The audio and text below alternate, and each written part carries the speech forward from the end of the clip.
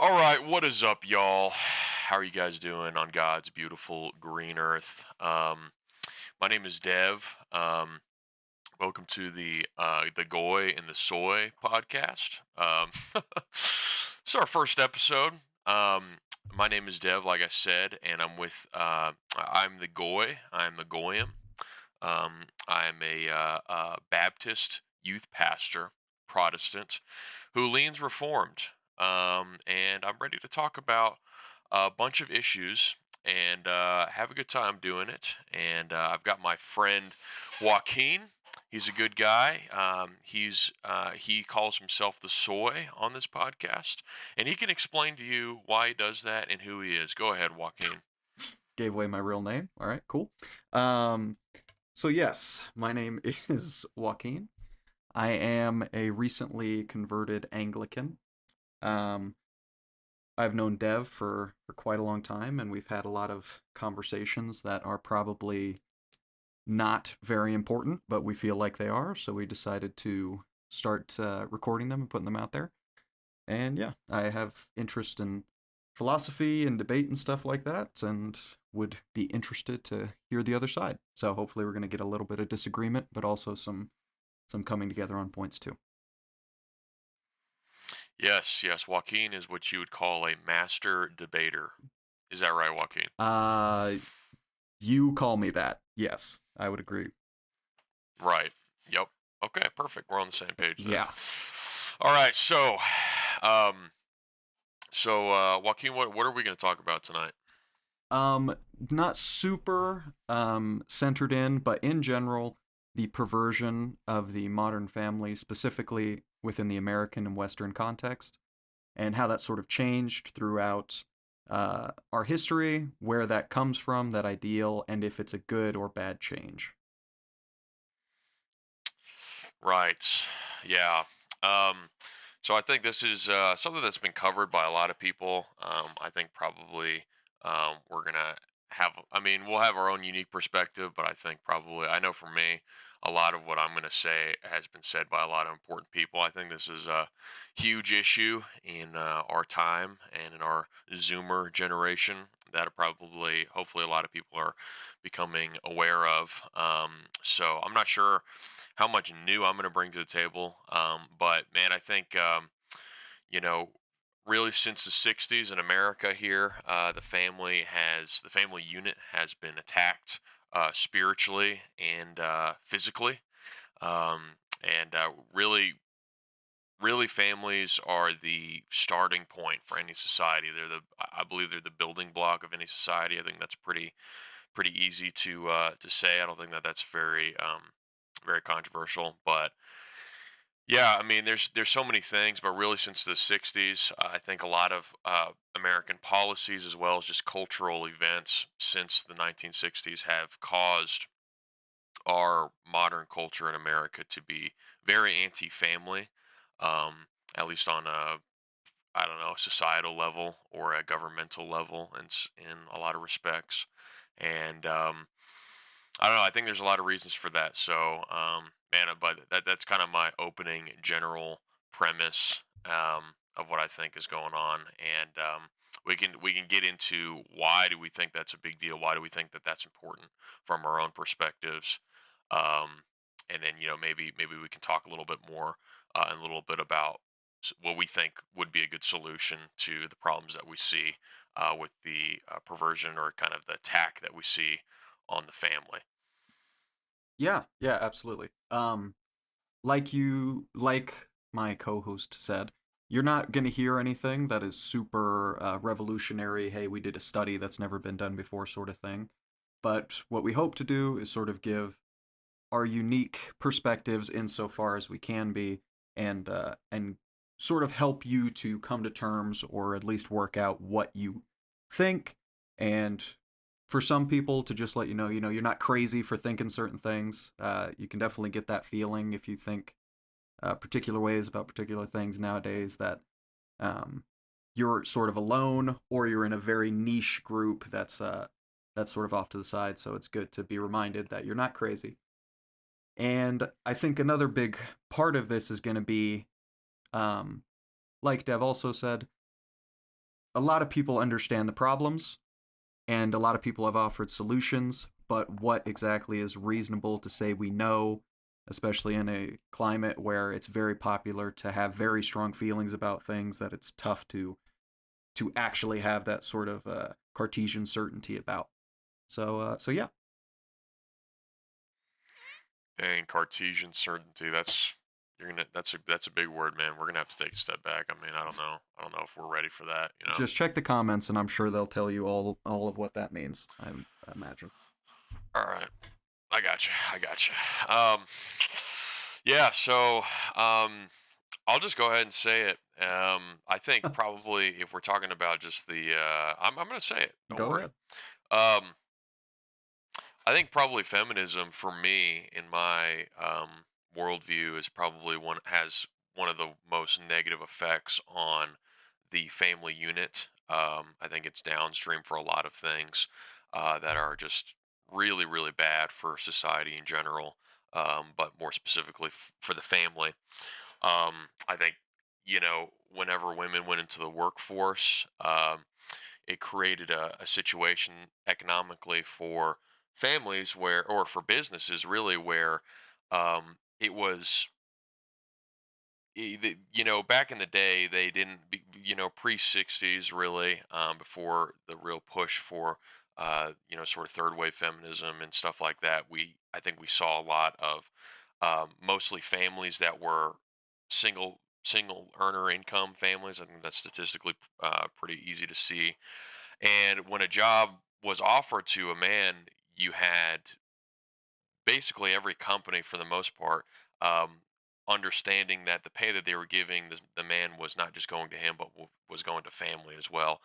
And so most incomes were sort of structured around that. Obviously, you're always going to have higher paying jobs and lower paying jobs, but all around, most people with a career type job back in those times, if you were a man, you were able to work off that salary. And you might not have been rich. I'm not saying that everyone back in that time was just rich and super wealthy and just everything was all good. I mean, every society has its problems. I'm very big believer in what Ecclesiastes says. Don't look back at old times and say that they were better. That's not wise, I think. But I think it's wise to look at certain things and how society has gotten better or degraded. And specifically with the family we're talking about, I think that when women entered into the workforce, it caused a lot of issues. I think also with children, when women are not around to really school their children and also teach their children. I think our public education system is not uh, made to really teach a well-rounded person. But let me just finish this thought on let's Yeah, stay go a ahead. little bit on the socioeconomic type thing, and then I want to hear what you think. But I think whenever going back to whenever women entered into the workforce, now we see where most career jobs, they're just hiring they're hiring an individual. They're not hiring for someone supporting a family. Generally, I think, not saying that you can't at all ever have single income families, but I think it's really difficult in this modern day to do that. And so um, I think just economically, it has been harder for families to be together to take care of their children, just at the very sheer fact that women are not only actively pursuing work and careers and having a more career focused sort of mindset with feminism, but also they're actively encouraged. The majority of people who graduate from high school are women, and the vast majority of people who go to college are women. And even more vastly, the amount of people, the kinds of people who graduate from college are women. And so women are overrepresented in all those sectors, and I think healthcare can account for some of that, but I think really it has a negative effect on families just economically being able to stay together. It incentivizes a lot of other things downstream from that. But I want to hear your thoughts on feminism and the impact and stuff like that. Sure, sure. And something that you guys are gonna sort of pick up on is the reason why we are referred to by our names is because I tend to be a little bit more to the left of my co-host here, and he tends to be a little bit more conservative um, on a lot of these things. So I would take a little bit softer view on feminism, I think, depending on what our definitions are. Um, so this is a sort of argument that's made by a lot of people, very famously in the Trent Horn and Tim Gordon debate about feminism and if a Catholic, for example, can support feminism. Um, where Tim Gordon sort of brings up a lot of the points that Dev makes about weakening the family, giving sort of not only just saying it's okay, but sort of an incentive to actually want to leave the house, um, even if it's not necessary. Like Dev referenced, it can be tough to have a single income household nowadays. But if we're looking at where we came from, then we sort of have to ask, okay, that's the bad part. So are we willing to say that women voting, for example, put a division in the household, even ideologically, even though women tend to vote how their husbands do? That's yet another way that can separate a family in a certain sense, or can weaken a family. Certainly. Yeah. Certainly. So, Yeah. oh, go ahead. Just real Yeah, quick yeah, on go that, ahead. and then I'll let Yeah, you go. yeah, Sorry, I completely agree. I'm willing even to say that I think the as far as family structure goes, I mean, ultimately, it's going to come down to on our worldviews, like what do we think is most important for absolutely. human flourishing? You Mhm. know, I think both of us as Christians would agree that family life is key to human flourishing and societal flourishing. But uh, what we think is going to be best for human flourishing when we're talking about, even if we're talking about women's rights with women voting, what is more important? Is it more important that they have a representation in the legal system, or perhaps that there's a little bit more structure in the family? Now, I wouldn't be opposed to women who are unmarried voting necessarily, but I think honestly, women voting has been, uh, it creates even ideologically, like you said, a separation between man and husband, or husband and wife, and man and husband sometimes too. Also, You never yes, know you never know. nowadays. Yeah, but um, obviously, again, a lot of people are gonna say, well, it's worth it, for what the cost is, and I personally would disagree with that, but I mean, I'm willing to go there personally, but um, and going back to what you asked about what our definition of feminism is, I think that's most important when we're talking about something like this. When I'm talking about feminism, I'm really just, as a very broad general category, the idea that um, women are equal to men, I guess, and sort of the societal push that we've seen in the last 50 or so years, or a little bit longer than that, Mhm. of pushing women to be in areas that are traditionally seen as masculine or male dominated, and that sort of thing. That's kind of just a very extremely broad definition of how I would define feminism. Sure. Yeah. Um, it is a little bit tougher nowadays. Tons of both conservative and liberal people have sort of talked about um, the value of like words and what our definitions mean. Because if you don't agree on the definitions, then you're not really ever going to be even able to have the conversation. Um, but I think a lot of people would accept the definition for feminism that you gave, which is essentially that men and women are viewed as equal, at least in the political sense. Um, I do I do somewhat worry about if we do say that women who are unmarried, at least not necessarily, there's nothing wrong with them voting. Then we get to the, because we also have to remember we're not just talking about in theory but also in practice. Why would a woman why would a woman say, okay, now that we're married, you get the vote, sort of thing? Like, why would we default to the man, I guess, would be the Sure, question there. sure, Because we don't live in a Christian society so much anymore. So even good, right, and there are even a lot of good Christian women that would say, you're kind of hurting the Christians here because I would vote for, whatever my Christian husband would vote for, but now we're just getting one vote. And that's sort of the classic defense from certain conservatives, like, well, you're collapsing the the two conservative votes into one, but the liberals, a bunch of more single women or things like this, are still going to keep their one vote power. So it definitely Sure. could have downstream negative effects there. Um, Yeah, that's a tough one. That's a tough one for sure. As far as implementation goes, I think. mhm. Yeah, I mean that's going to be tough as far as your voting block is going to cut it in half for no reason, you know. Yeah, and I mean, you have um, people like Ann Coulter so who say like, I would be willing to give up my vote and just say no women can vote. Um, Good luck getting that base. actually done.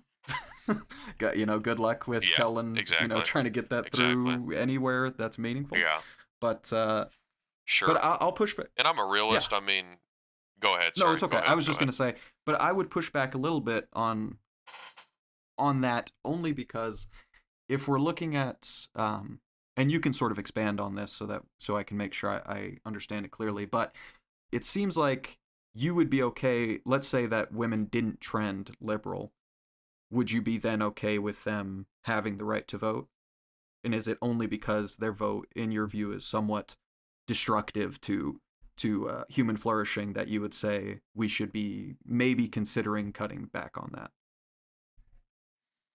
Well, I think I would lean towards what you said there in the second half of Okay. that. It's not necessarily the trend of the voting. Mm-hmm. I think probably you could have demographics vote one way or the other over time. Perhaps Sure. in 50 years from now, men will be more liberal and women. Who knows? I Sure. mean, um, but it's more so that I think at a family level, when I'm talking about the when I you know when I envision my scriptural understanding, what I think the family role should be, which is, as Scripture tells us, the male as the headship, the husband as the headship, representing Christ, whereas the woman represents the church, and they submit to their husbands. All done in holy matrimony with complete submission to Christ first and foremost. I think that when you give both parties the ability to vote, it pushes women to maybe not push is a strong word, but it incentivizes sort of a two mindset party in the family, and has the possibility of creating ideological division within the family, and that's the only reason I'm really opposed to it, is because of that. I think that women legally and every other way should be granted all the same rights as men. They shouldn't be seen as second class citizens or anything like that. Mm-hmm. But I think when we're talking about human flourishing, family is most important. In my Christian understanding of what a family is, I would say that it has the tendency possibly to defeat the purpose. You know what I mean, or to create division in the family. So Sure. Sure. Could you give a little bit more? Well, you know what? Let me circle back to something from earlier first. So I think another reason why this is a little difficult is because whenever we're talking about the sort of human flourishing aspect, there's actually a big sort of subset of people who would view family in general as a inhibitor to that. So you have the dinks, the dual income, no kid sort of group of people that's sure, growing yeah, that don't really view family in the right, same way that you or I do. Um, so of course, then the question becomes, okay, what are their arguments? The arguments are it's a lot cheaper to not have a child, and it's very tough to make people capitalists in a society where it's tough to make capital. So, um, right, right. so how do we, appeal to these people that are not interested in having kids? And if our sort of selling point is the family, well, why can't I just be a family with my wife? Why can't I be a family with, if you're same sex attracted, why can't I be a family with, this other person and then adopt a child? So what do you think? I guess one, what do you think the effects of those type of couples are, as opposed to the regular? And then how would you go about talking to people that have those hangups?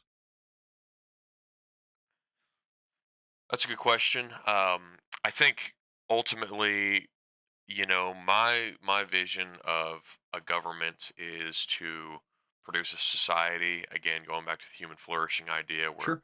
has the greatest possible human flourishing. And um and I'm willing to say that whatever government that looks like is what it should be. Whatever government can enforce the greatest Christian lifestyle amongst its people, Hmm. and influence them in the most positive way towards Christ, that is government we should have. I'm not a liberal Democrat. I'm not even a hardcore. I'm not a neocon. I'm none of these things. I'm willing to just say, whatever. Let's have a debate about with all of us Christians, liberals, or I mean Republicans, liberals, whatever, and let's try to find out first and foremost that Christ is King, and then go from there of what we see is going to be the best flourishing for that type of society. Um, of course, the problem that you run into first and foremost is that we live in a democracy currently, Hmm. and a huge amount of people don't share that viewpoint. So Um, Going back to what you're saying, I don't really know. Uh, I don't really know. There's a lot of ifs. There's a lot of I'm not sure how we're gonna sell that. I think the role of government uh, in this topic is really to incentivize, do whatever it can, and we as voters, I think, should vote in the people who are going to do whatever they can to incentivize traditional families. hmm. And I think that there's probably, when we get into the policy talk, I'm not really sure. That's kind of beyond my scope. I think that we could debate like what policies would be good and what wouldn't, Sure. um, but whatever we think is going to incentivize people to have families, have kids, um, all those things. I think back to the Great Society. Lyndon B. Johnson is the opposite of that, and that's really where I think a lot of these, the attack of the family, or especially in black families in America, but the downfall of the family unit really started with the Great Society, with I think welfare programs that really promoted um, women to have fatherless homes. I mean, people were incentivized to not be in wedlock at this time. Of course, the path to hell is paved with good intentions. So I'm not saying that that was necessarily an evil, you know, directly. Hmm. At least the people who voted for it didn't think that it was, probably. Sure. I'm sure, but uh, um, but all that to say, we need to we should incentivize people. And I know we have some tax things that incentivize people to have kids, but as far as costs go, it's really not doing it. The tax cuts are not doing it, and that can lead us to all the other issues of why it's not just a socioeconomic thing. If it was just a tax thing, then we would have lots of people having kids, but it's not. It's a lot more than just that, and we can get into that here in a sec. Um, but yeah, that's kind of my philosophy on that Sure. that stuff. Sure. Um, well, that sort of because we've sort of danced around like, or you got a little into it, but what exactly would be the traditional family? So when we're thinking traditional family, um, I think when a lot of people hear that, especially if they hear that you're Christian, what they imagine is um, dad goes out, dad works, brings the money home, and then mom takes care of the kids, and that's sort of the traditional family. Is that what we're talking about when you're referencing the traditional family? Um, a little inside scoop for the people listening. Dev sent me a video where Lila Rose, uh, I guess quite controversially, said that that is a more modern invention. And we may do an episode on that in the future or something like that. Who knows? But point being, I think even among people that would be considered more conservative, there's a little bit of tension about what exactly the traditional family is. Because you have two camps. One would be, Sure. barefoot in the kitchen sort of thing. Obviously, I'm being a little facetious there. And then another camp would be, as long as the kids are taken care of, the wife can go work, do whatever she wants to do, as long as the kids are handled. And then another camp, which would Yeah. be sort of co-parenting. There's nothing wrong with both parents having a job as long as together they can raise the kid. So what exactly are we, or I guess are you sort of advocating for, or all three? I mean, I'm a realist, so I mean, I'll just speak from my own situation. Sure.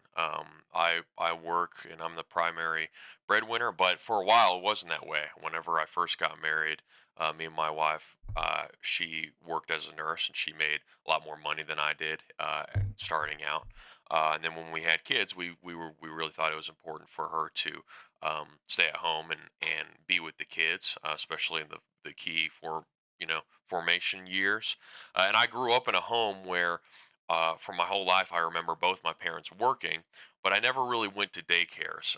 My parents always had jobs. My mom, specifically, always had a job. She was either a teacher or worked a job where she was able to get off work and when I was off of school and be with me. And so I never felt like, even though my parents worked my whole life, I never felt like they were absent or whatever.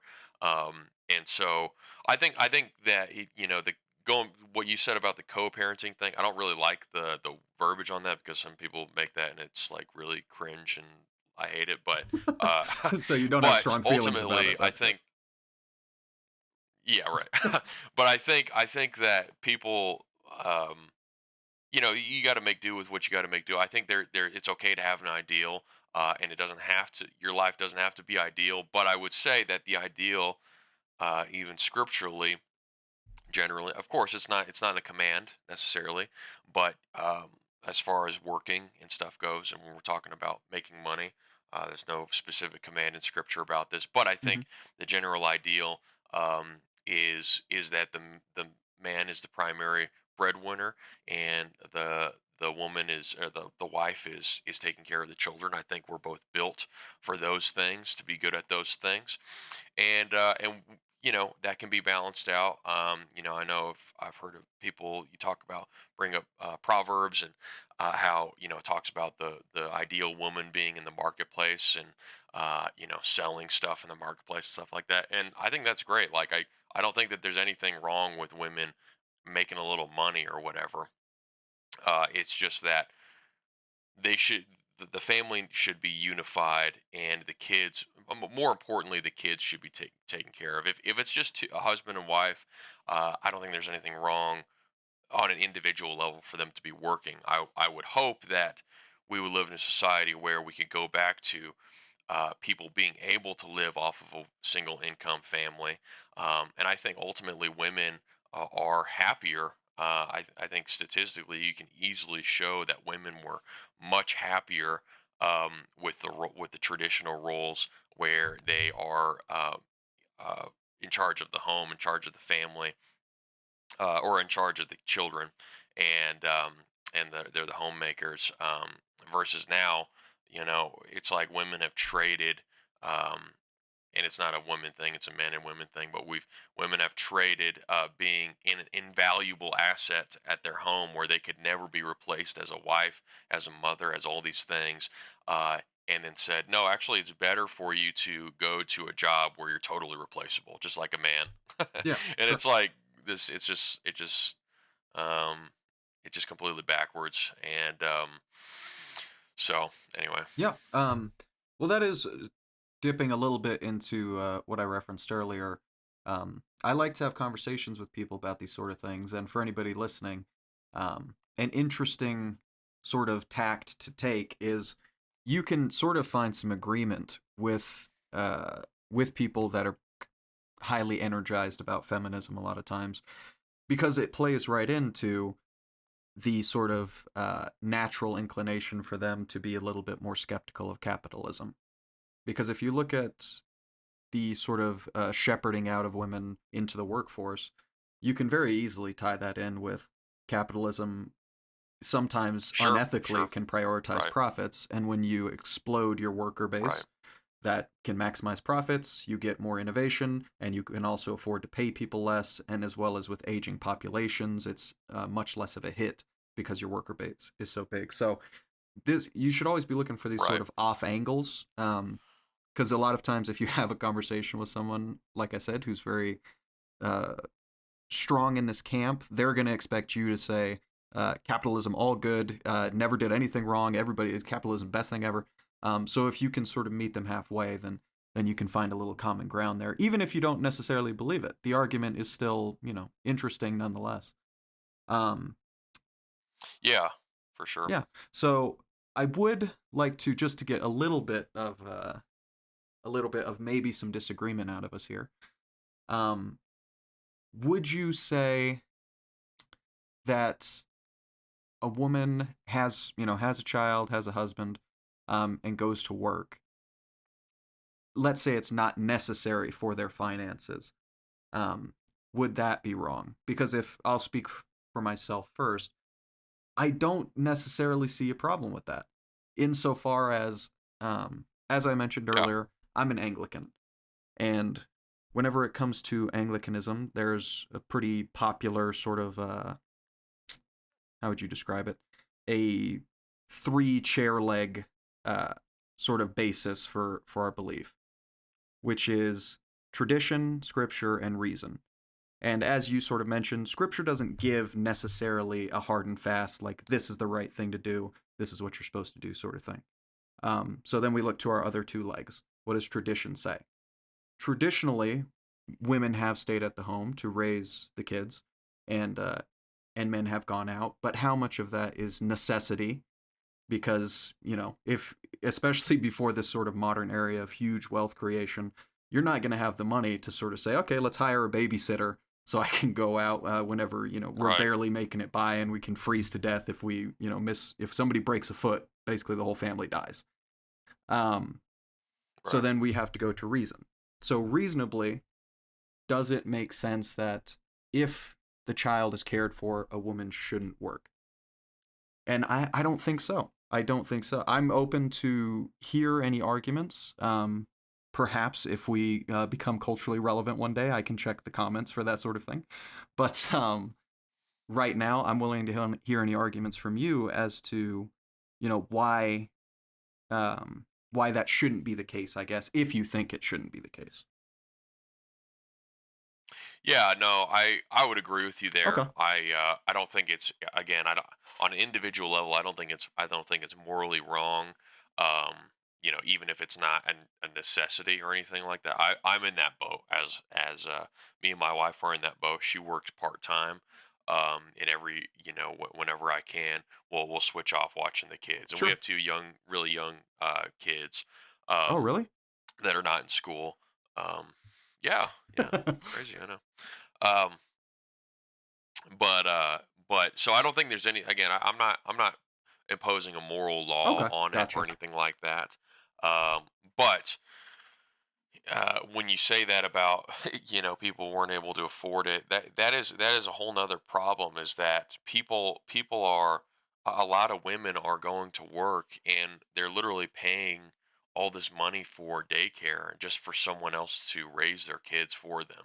They're outsourcing parenting, and they're not even, they're earning money, yeah, but they're spending all. I mean, you know, daycare costs are insane, insane. And I'm blessed enough to live in an area that's a really small community where we have a lot of friends and people who are church members, church family with us that watch our kids either for free or like no cost, essentially, when we need it. But a lot of people are not in that situation. A lot of people live in an inner city, and it's hard if they have kids in the first place. And a lot of people do that. And I would say that that's almost teetering on morally wrong, Okay.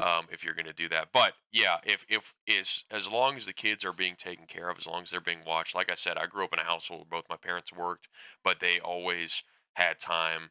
Uh, Whenever I was out of school, we always spent time together after school and stuff like that, or at least my mom, until my dad got off work and stuff. And I would go as far as say even the fathers, that work too much. I would say that in sort of the opposite direction, that's morally wrong as well, for a man to, you know get up and produce all. The man's job is partially to produce and partially to provide. That's one of the activities that, or one of the responsibilities that God has entrusted to the husband, for sure, no doubt about it. But it's certainly not the only thing. And in my community, I live in Texas. I live in a small town in Texas, and I see a lot of men who um, do almost the opposite. They do all the work. They have a single income family. They make a lot of money, but they're not spiritually providing for their children at all. They're never teaching them. They outsource all the spiritual teaching to everyone else. And man, the father is the first source of spiritual teaching, even more than the mother. And I know kids that. They see their dad never come to church, and their mom is always taking them to church. And I can almost guarantee you, especially with the men, with the young boys, they're going to see their dad, and they're going to take after them and say, if dad doesn't think it's that important, I'm not going to think it's that important. Sure. Yeah, sure. And so I would, go there. There's a balance on both ends. You can't just. So I think conservatives have a tendency to lean all into the men providing, and I know people in my own family that I think lean too much into that, Definitely. Yeah. to a sinful degree. But as long as the kids are being taken care of, as long as they're being spiritually nurtured, as well as, obviously physically, and all the rest, um, and they have time together, and they're not outsourcing that. I think that there's nothing wrong with both people working, but I'd prefer to have a society where that wasn't necessary. Hmm.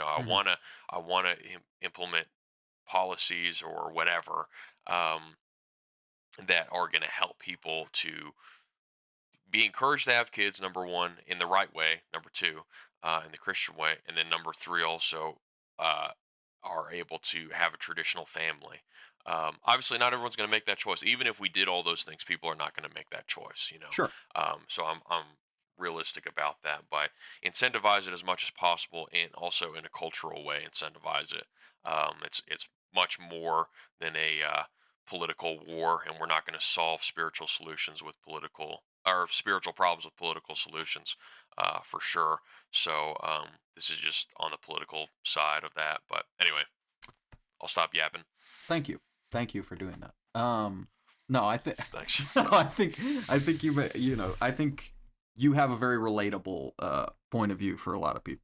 Um, so did that sound pretentious enough? Your view is very relatable for the average Yeah, non-educated yeah. man.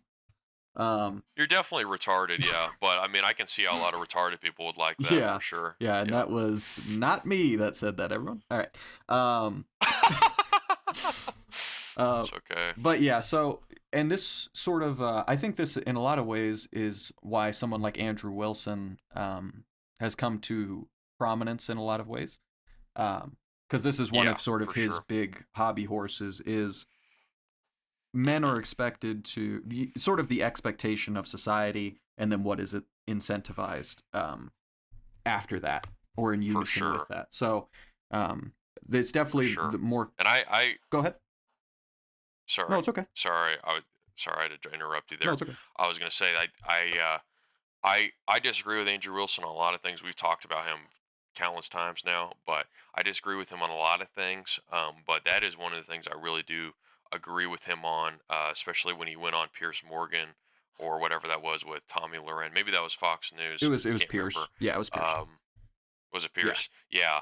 And Tommy Loren is your typical um, neoconservative that is masquerading as a traditional conservative, but really, when you get down to the brass tacks, in my opinion, of what she's actually arguing for, it's just more feminism disguised under, some conservative values. But what he gets at in that conversation is that uh, men and women have, if you're going to have a cohesive society with men and women, and all of that, there needs to be expectations on both, not just governmentally, but there needs to be a societal cultural expectation of, okay, what does a man get out of it, and what does a woman get out of it. All relationships in a sense are transactional. Now obviously, as a Christian, we have to realize that we have to tend toward a society that's loving and giving, without need of getting back. But ultimately, when you're talking about your life partner, your and maybe that's a cringe way to say it, but your husband or your wife, it's going to be transactional in some way. What is it that I'm expecting you? There's a certain kind of loyalty that needs to be expected from both ends for marriage to work, let alone a family to work. And so, or to have kids. And so, um, so all that to say, I would agree with him strongly as far as he goes, and he says, men are expected in our society, especially in conservative society, are expected to work, to take care of things, be a provider, all these good things. But then women are just told that they're, in in lack of a better words, they're just princesses. They're told they're princesses their whole life, and they're told they're never taught skills. They're never not. I'm not. This is a generalization. This broad generalization. I'm not saying this is every woman, obviously. I'm happily married to a woman, and she agrees with me. Okay, Allegedly. so she agrees with actually everything I've ever said. Yeah, I've met her. yeah, She exactly. wants And we've she never wants had an help. argument. Yeah, we've never had an argument or disagreement. So just so you know, no, but yeah. So all that to say, I think um, I would agree with him on that scale that women should also be encouraged to you know be functioning members of the household as well. There needs to be an expectation of what is it that women are expected to do as part of this, as part of being a wife, as part of being, um, as part of being a mother. And I know a lot of that is just taught growing up, and some women are going to be like, "That's common sense. Why? How would no one think of that? Or how would anyone think differently?" But for a lot of women, it's not common sense, and I think you can see that in a lot of families and a lot of online influencer now, whether that's the majority or just the vocal minority. It's hard to say, but um, anyway, Sure. that's yeah. Um. Well, okay, this is good because I think we can have a little bit of a disagreement here then. Um. So when I've seen that the talk on Pierce as well between Tommy Lauren and Andrew Wilson, and I think you touched on part of my worry with that sort of language already, which is whenever I'm in a relationship with someone, I am not happily married as my co-host is, but I am in a relationship for a while now. That's going very well. Ham. And yeah, just slight flex on all you guys who are listening. Definitely single. And and so is whenever I go into a relationship, should I be looking at a relationship? What am I getting? What are you doing for me? Which you sort of said you don't want it to be transactional. In your view, you said there it's going to have a little bit of transactionalness to it. Um, but I don't think that that's really what you're referring to as transactional. I don't think that that's what Andrew Wilson is sort of being a component for when it comes to that. Because in that clip, what does Andrew Wilson say? What are men getting out of this? Are men getting chaste virgins?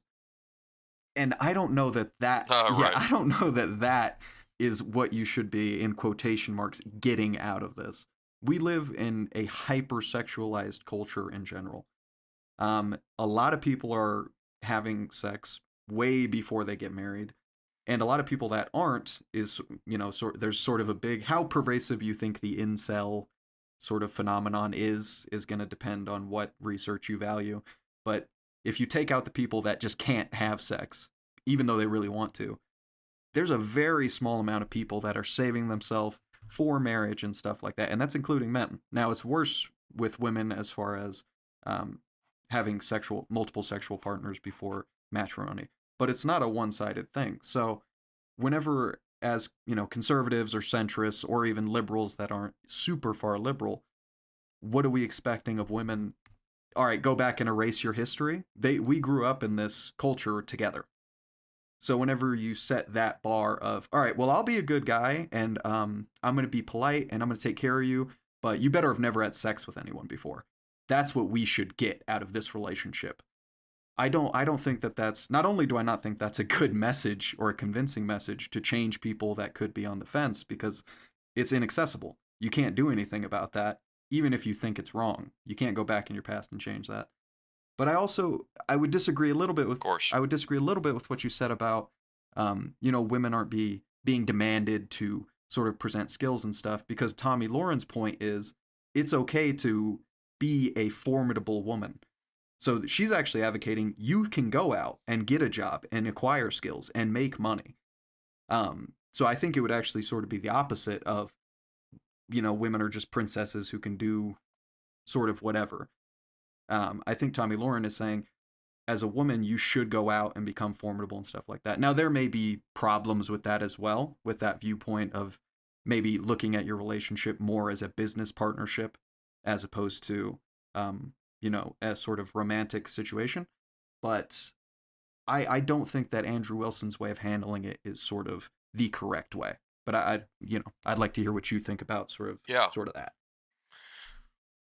Yeah, no, most certainly. I mean, again, I would agree with that. I wouldn't agree with all of the things he says in that very even clip Sure. of what you're talking about. The Chase versions thing. I think as Christian, and to be fair to him, he himself is married to a woman who had been married in the past and Exactly. actually Yeah. came from an abusive relationship. So he's not even for he says that, but even for himself, he's not. He didn't he didn't marry a virgin, Yes. and that's okay. There's nothing wrong with that. 100%. Yeah. I think obviously as Christians we have to, if it's not that post of where we hang our hat on, of, oh, you have to be a virgin, then it's going to be something else. And ultimately, I think that tends towards legalism and towards works based relationship, and giving of love towards, you need to do this for me. You need to be. So I understand what you're saying. And I think that that's wrong. And I think that that is antithetical to the gospel and how we're supposed to treat others as Christians, for certain. All that to say, though, I do think that there's an ideal and then there's a realistic application of that. I think it would be ideal for men and women to both be virgins. And I would go as far to say that virgins means more than just not having sex. I Of mean, course. Yeah. not being exposed to pornographic material, all of that, all that's included in that. Which is going to be basically virtually zero people in our modern day. It's not me, that's for certain. Definitely. Um, and I'll be the first one to say it. And so all that to say, there's an ideal that we should get towards, and move towards, but in a realistic way. Yes, men and women should be able to look past each other's faults, and realistically say, okay, what matters most is Christ. So the ideal of the family, and I guess my where I would hang my hat on is when you are getting married to someone, if you're a Christian man or a Christian woman, when you're finding a spouse, and you're dating or whatever, you're talking to someone, you need to be really clear on what it is that they view the Bible says about marriage and what a family is. You need to be, really understanding of what the family looks like before you ever enter into that. And ultimately, those are the kind of conversations that need to be had in between individuals. But ultimately, that's why people should be getting married. And I think even nowadays, a lot of Christians are not getting married for the right reasons. Um, you ever watch that show, Love Is Blind? You ever seen that? I have not. I think I've very vaguely heard it's, some sort of like reveal who it is after they've talked or something like that, but I haven't seen it. No. Yeah, they're supposed to basically propose to each other before they even see each other. Oh, Um, that's terrible. but like they never, yeah. Well, they never, they get to talk to each other or whatever, but they never see each other. But the Gotcha. the thing is they never put anyone ugly in there. It's always just like, like sevens and above. Like it's never like an ugly person. Like what would be awesome is if one season they just put in like this super ugly like person, and then it would actually be cool. But anyways, don't watch the show. It's extremely brain rot. But 10-4. but I can't tell you almost every. I just watch it with my wife just because it's like turn your brain off and make. I like making fun of these people and making Sure. jokes at it. But Sure. basically, these like both Christian men and women, quote unquote Christian, on they go on this show and they're like they're totally not getting married for the right reasons. They're getting married for the same secular reasons as anyone else, which is to, just, in one sense, finding companionship is a good thing in life for sure. But they're basing their whole lives upon this pursuit of another human being, and their life is incomplete without this person. And I think this has been a feminist perversion of the view of what marriage is supposed to be. Um, I think in Scripture, Paul is extremely clear about how marriage is from God. It's a blessing from God, but he says, "Hey, man, like, don't even, if it was up to me, I would just say don't even get married, because what matters most is your devotion to the Lord and your ministry to the world via your devotion to the Lord." And so marriage is certainly important, and I think it's vital to society, and it's, the second most important relationship I have in my life besides my relationship to God.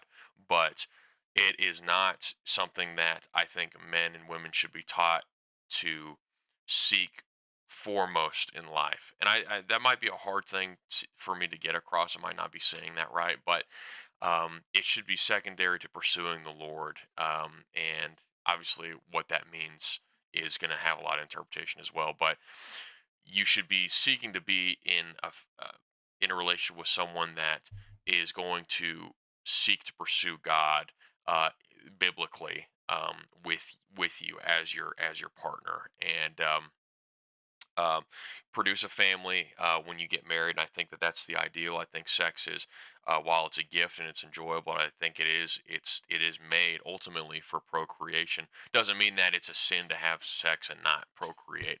I'm not saying that, but I think if you're going to get married, unless there's extra, circumstances where you can't have children, I think, man, you should tend towards having children. But anyway, that might be going off. That's kind of going off into a different realm of what we're kind of talking about. But um, ultimately, I think, what I would like to hear your thoughts on is that what do you think? I guess I don't even know what. Just Yeah, yeah, just yeah, yeah, just go yeah, yeah. off whatever I Go off said. Queen. Yeah, Whatever I yeah, for said. sure. I don't Go know. off Twins. Yeah, All go that. off, Yeah, Queen. yeah, yeah. Yeah. Well, something that I was sort of thinking of earlier, whenever we were still talking about the Andrew Wilson thing, is I remember there was a debate with Trent Horn, and I believe the woman's name is Pearl Davis, maybe. Davis. Yes, yeah. Yeah, And yeah, I yeah. was gonna Pearl say Davis. Yep. anybody who is sort of in at all interested in sort of the manosphere content stuff, I'm sure you'll know who she is. But I'm terminally online. You could categorize me as that. yes, he that is what he brings to the table, and I cannot replicate it, so I am appreciative. Um, Yeah. so anyway, so they're having a debate, and this is mirrored in sort of her talk with Michael Knowles, and she claims to be a Catholic, so it's sort of thematically appropriate. Even though neither of us are Catholic, we at least share sort of the ultimate goal of having a relationship with God, so it should be applicable. So, anyways, in both of these conversations, Pearl sort of brings up the marriage situation and how it's a raw deal for men, in her words, and sort of saying, the divorce rate is this, and if the woman can get divorced and you ruin your whole life and take everything from you, and it's not Christian to be stupid and to be ignorant of risks whenever it comes to partaking in things. But Certainly. but I think a big part of what makes Andrew Wilson's sort of transactional language about relationships a problem is it sort of tends towards, okay, men don't, and Pearl will just outright say this. I'm not sure what Andrew Wilson's view on this is, but Pearl will just say men should not be getting married at all. Not until your politicians go out and start doing what you want them to do, and you shouldn't even vote either until they start sort of fixing everything, and then you can do what's right, men. And that's Yeah, that's stupid. very untraditionally masculine. The masculine thing is to do the right Yeah. thing even when everybody else is doing the wrong thing, and to sort of Yep. take your Certainly. convictions on your shoulders and try to bear as much as possible. So I bring this up only because, like you said, like you referenced, and I'll repeat, we shouldn't be ignorant to the way certain relationships can in certain ways be transactional. But just because women in society, quotation marks, are, this much percent are having tattoos, which I think is a disqualifier for Pearl, or are overweight, or I don't know if she's looked at American men or just Americans in general. There's a lot of overweight people. Um, as a man, Yeah, you it's a shouldn't look problem. at that and say, okay, I quit. I'm leaving the culture. Once all this world becomes more palatable to me, then I'll engage. That's not how it works. As especially in marriage, don't be dumb. Don't go find if you're a man, don't go find a girl who is clearly not willing to commit and has all these hangups that is you already don't get along and the relationship is already bad, and then say, well, I need to get married, I don't want to be alone, so let me go ahead and jump into this. um but also, don't despair. You know what I mean? As Christians, we know at the end of the Certainly. story the good guys win. So take the responsibility that you've been given, and fight and engage and do everything you can to make sure that your relationship can succeed, because it could fail, but if it doesn't, then it'll be worth more than any amount of failures. And if it does fail, guess what? You're going to survive. God is not going to abandon you because you had a divorce or because your relationship failed. So I just wanted to sort of put one more Certainly. stamp on the sort of the dangers of that sort of and like I said, I'm sure Andrew Wilson doesn't co-sign all that Pearl says, but I do know that they somewhat agree, so I think it's important to comment on that. um, Yeah, One thing certainly. I did want to. Well, Oh, go ahead. no, no, no. Go ahead. You keep going. Oh, I'm gonna change. I was gonna change topics a little bit. So if you have something on that, then go ahead, and then I'll change after. Oh, okay. I was gonna add on. I'm sure someone will totally agree on, but um, you're gay. No, I'm joking. Uh, No, Slight but agreement. Slight agreement. no, but the I think being I think the human fleshly desire is to be risk adverse, and more more central to that is suffering averse, right? None of us want to suffer Sure. in our flesh. Our body doesn't want to, but we have to realize as men, and if you're a man out here listening to this, thank you. First of all, give me money, but second of all, Me too, please. you what Joaquin said is extremely relevant. Do not despair. That is cringe. That is the ultimate cringe thing to do, is to despair. And our faith is built on the man who was the one righteous man in the evil world. And our whole faith is built on that fact that no matter how depraved the world is, and trust me, the world will always be depraved. There's always going to be parts about society that are depraved and unnatural to God's commands. But just because nothing's perfect doesn't mean that we are to despair and just say, well, I guess I'll just sit this one out until the world fixes itself. No, you have to take on responsibility for yourself, and you have to say, this is my circumstances. You should be wise, just like Joaquin says. You should be wise, extremely wise, about who you choose to be with, as if you're as a man or a woman, who you're going to be partnered with for the rest of your life. You should treat it as that. It's the second most important decision you can ever make in your entire life, and has extreme consequences, and it could be negative. But man, even if it doesn't work out and there's great suffering involved, hey, you're in a good place, man. God has called you to suffer, and I know no one wants to hear that. I don't want to hear that. I don't want to suffer either in my flesh. But man, the spirit is, I, through suffering, your spirit endures and has produced great faith. And the best things come out of suffering, even stuff like that, which is horrible. I wouldn't wish it upon anyone. In fact, my greatest fear in life is divorce. I'm not even joking with you. And it's not because I think it's going to happen to me, but I think it's such a destructive thing for a man and a woman. But I just know from my man perspective, it's such a destructive thing, or it can be. And so, man, be wise about your choices, but man, don't despair. And I want you to know that no matter how incel you think you are, like you can find someone. If that is God's will for you. Now, first and foremost, you should be seeking God's will, and if you're not doing that, then shut up and stop trying to find a wife or a husband. Start seeking God's will. And when you seek God's will, He will provide that person for you if that is in His will. And if it's not, you got to be okay with that, man. Like, you just got to be okay. And ultimately, that's where we got to be at, and we got to reform. And I came to this place as well in college where I was saying, Lord, like, if you are calling me to be single, like, man, like, that's okay if you need me to be, or if that's what you have for me. And that's what we should all make all of our decisions based on prayer and supplication to the Lord, and not just going into it because of our flesh desiring it. Man, God knows what we desire. He created our bodies to desire certain things, to have certain appetites and hungers that need to be satiated. But you don't have to be married, and that's just a fact of the matter. You don't have to be happy. You can be happy. I know several men, even who are in ministry, that are very content with their lives. And happiness isn't the goal, anyways. Like, as Christians, like, happiness is not the ultimate goal for our individual lives. We should be seeking the kingdom of the Lord. And man, the most prominent Christians in the world, the saints, I mean, their lives were generally not happy.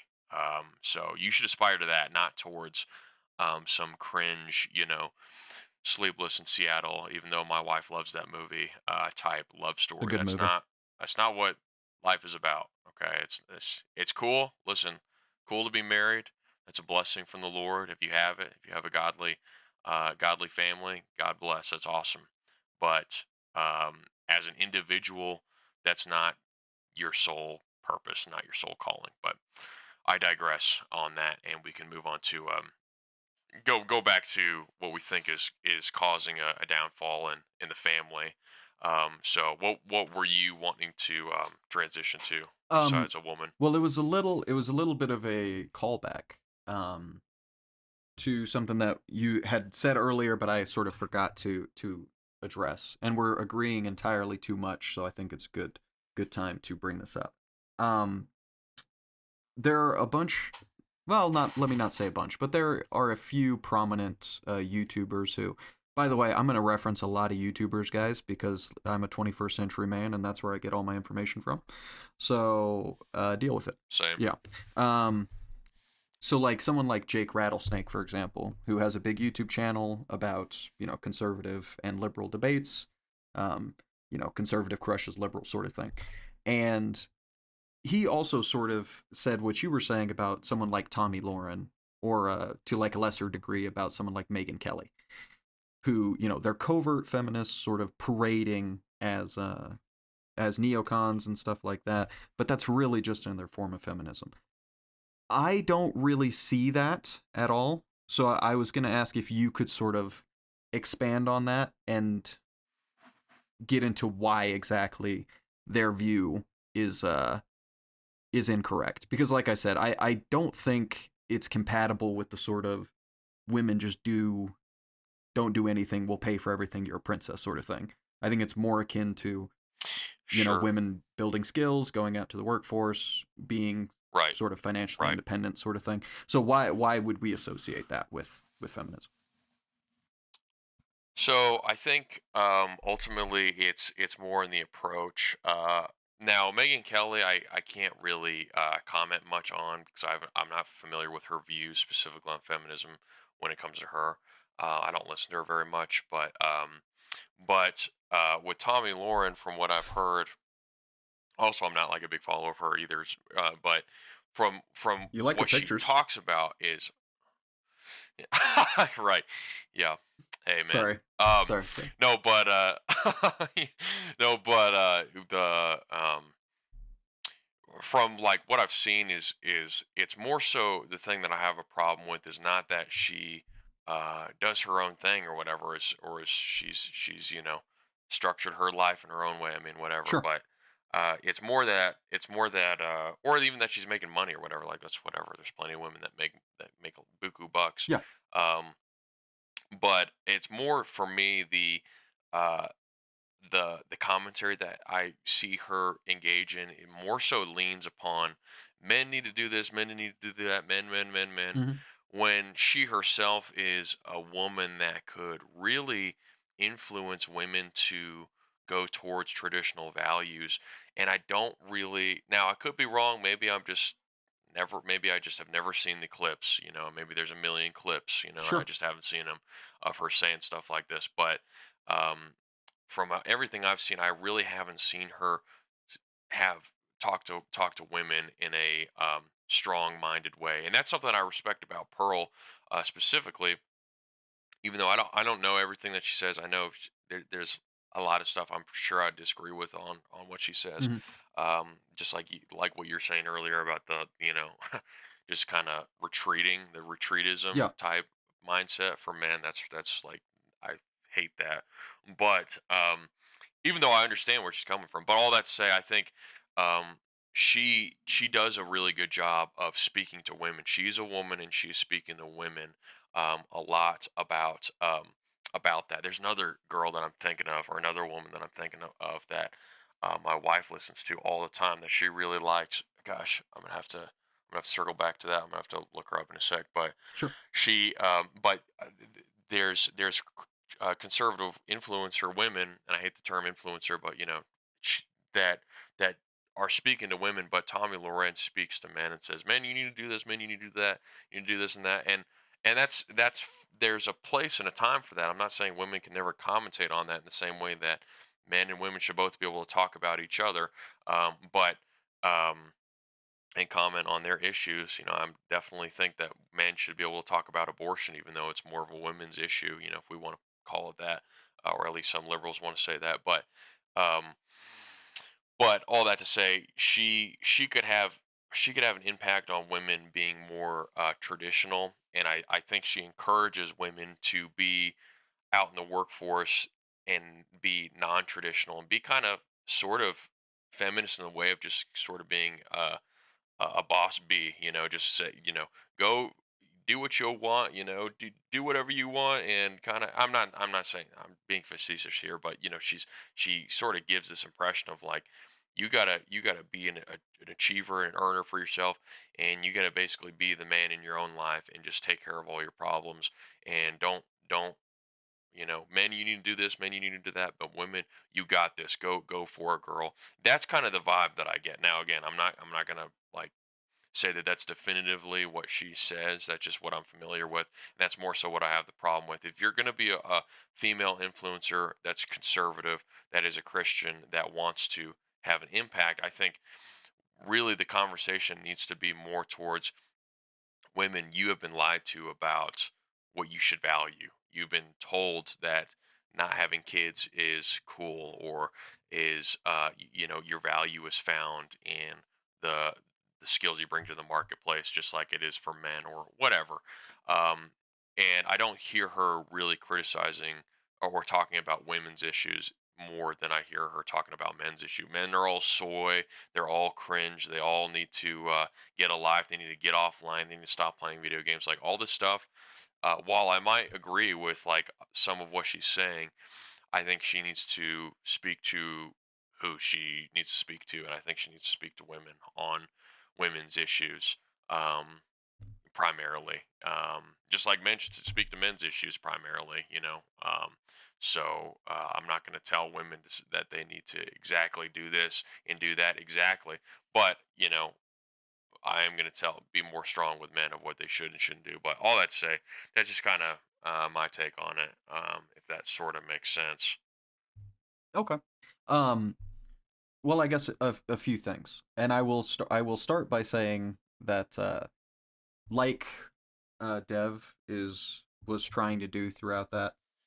I do not spend, all day watching a lot of the people that we are going to reference. So I will try my very best to give a reason for why I'm saying something. So for the Andrew Wilson thing, I've heard him say the chaste virgins thing, for example, and watch that interview. If in other places he has said other things that sort of expand on that and make it more palatable, or hey, I've changed my mind on this or something, I have not heard them. So I am totally open to being corrected or being informed that other people are going to have other viewpoints, but I'm going to try my best to put why I'm saying this about certain people out there. Um, and the second part, depending on who ends up being our listenership, they will either love this or I will get massively ratioed. So we shall see. But so Same. Hey, same. yes, Same here. yes, exactly. Um, I think that in defense of Tommy Lauren, um, she is sort of referencing the Andrew Tate ification of men. Um, and to a lesser extent, other people like Justin Waller and stuff like that. So and that is a big problem. And the thing about it is, I think it would be different if it was sort of a male only issue. Then I think I could get more on board with where you're coming from as, hey, speak to women, don't worry about speaking to men as much, speak to who you can sort of reach. But the thing about the Andrew Tate thing that she was talking about specifically is Andrew Tate in large part influences how men view their relationships with women. He preaches other things like Sure. about how to Sure. become more financially stable and stuff, but far and away what Andrew Tate is most known for, whether you like him or you dislike him, is his views on relationships with women, whether that's sort of his pimp era or just what your role is in a relationship with a woman. So I would say it is totally fair for her to speak on that because it is directly dealing with that, with women in that way. And I don't, as much as you could, I guess, as much as you could say, like, hey, don't worry about that, focus more on women. Well, Andrew Wilson and people like Pearl Davis focus entirely on calling out women for the most part. For the most part, especially Pearl. Andrew is less that way. But even in that debate, Andrew took the side of, well, what are men getting out of this? What do women have to do? So it's not like either side is just sticking to, hey, I'm just going to talk to my people, sort of thing. Yeah. Right. And I don't know that feminism, depending on how we define it, if I use your definition of feminism, which I'm open to doing, I don't know that I would necessarily say that that's wrong in principle. We could definitely talk about how that has been not advantageous in practice, but at least in principle, there's a lot of good that could come from that and has come from that, in my opinion. But whenever you see the Andrew Tate thing, which is also much more new, and therefore the novelty of it makes it much more persuasive and explosive, I think that can be just as, if not more, dangerous. Because you have people like Justin Waller talking to Lila Rose and saying, "Oh, I should be able to have as many girlfriends as I can support." And Lila Rose says, "Well, aren't you, Yeah. Right. aren't you why?" Well, I'm not built for one relationship Right. with one woman. You're not built for it? Is that manly? Right. I don't feel like doing it, so I feel like I should have multiple, so that must be, Right. that sort of. Well, that's yeah. Yeah. Sorry. No, it's Go okay. ahead. Go ahead. I'll finish up real quick. So, point being, I think that that's just as dangerous. I think it deals directly with women. So I don't have any problem with Tommy Lawrence saying that. And then I guess just to sort of real quick touch on the point of like sort of what her prescription to women seems to be. I think as far as what you and I have discussed about like what is permissible, what is like sort of not morally out of bounds, I don't think her preaching to women like, hey, get skills, make yourself formidable, that sort of thing. I don't think either of us, at least from what we've said so far, would say that that's a bad thing. Now, it may not be, your ideal, but are we seriously going to compare, not your ideal in this area with, the Andrew Tate prescription, which I think is morally reprehensible. But yeah, go ahead. Yeah. Yeah. Yeah. No. No. No. I mean, I'm not going to compare the two like they're on the same equal. Sure. I think. I think I actually really empathize with the people who um, flow towards Andrew Tate and the masculinity desire. I think for a little while you had, for a great while, probably starting in the 90s and kind of going through the you know up to the 2010s and stuff. And I think you're starting to see a turning point now. You saw a lot of just hatred towards masculinity, especially in the 2010s. You just consistently saw in the media. I mean, you turn on everything you see is just sort of dogpiling on masculinity and it's toxic and all these different things. I'm sure we're all familiar with, and I know me as well as a lot of men. Whenever they got older, maybe we were taught that in school and taught to be sort of timid. I know whenever I went to college, I was kind of for lack of a better term, kind of red pilled on what women really want, and it's not to be a soy, just kind of like whatever you want, princess. I just want to do whatever you want. Now, and I'm talking specifically about when you're trying to find a relationship, what women want is someone that's masculine, that's someone that's going to be a leader, someone's going to stand up and be who they are. And so my biggest advice for men that are dating or trying to get a girlfriend or whatever, trying to talk to a girl that they like, is just treat them like you would treat a dude friend. Just joke around with them, be yourself. Don't try to put on this ultra masculine or ultra like I want to take care of you type vibe or anything like that. And so, all that to say, I think that there has been an attack on masculinity, and I can see where people are coming from when they gravitate towards people like Andrew Tate. But I think we probably agree on this. The context that's needed is the religious context. We have to. Femininity and masculinity are these extremely abstract things unless we can find them to the bounds of religion, what we think our religion says about them. Andrew Tate comes at it from a Islamic perspective, a very Eastern perspective, that was probably the majority perspective for a lot of cultures for a long time. It's a very tribal way of thinking, but I don't. I think statistically, you see every great society has every long-lasting society that has really produced has had the Christian ideal. More than anything else, which is um, one man, one woman families uh, that are centered around having children and whatnot. So I think, yeah, I wouldn't equate Tommy Lauren on the opposite spectrum of Andrew Tate. I think he's a little bit farther than she is, and I agree with you in the sense that I don't think what she's saying is inherently morally wrong. I just think that it produces a negative trend of feminism in women where they're not really being talked to about their issues. They're more so being patted on the back and said, "Hey, just." And it's the same. I think there's motivational speakers with men as well. I don't think there needs to be for women. I think that the solution to, and I've seen this in my wife and I've seen this in other women that I've talked to, of I don't think the solution is just being told continue to go, you go girl. And again, I'm not saying that this is all that Tommy Lauren is saying, just like you said earlier. I don't know everything she said, obviously. So maybe I'm misrepresenting her, and I'm totally willing to be humbled in that way.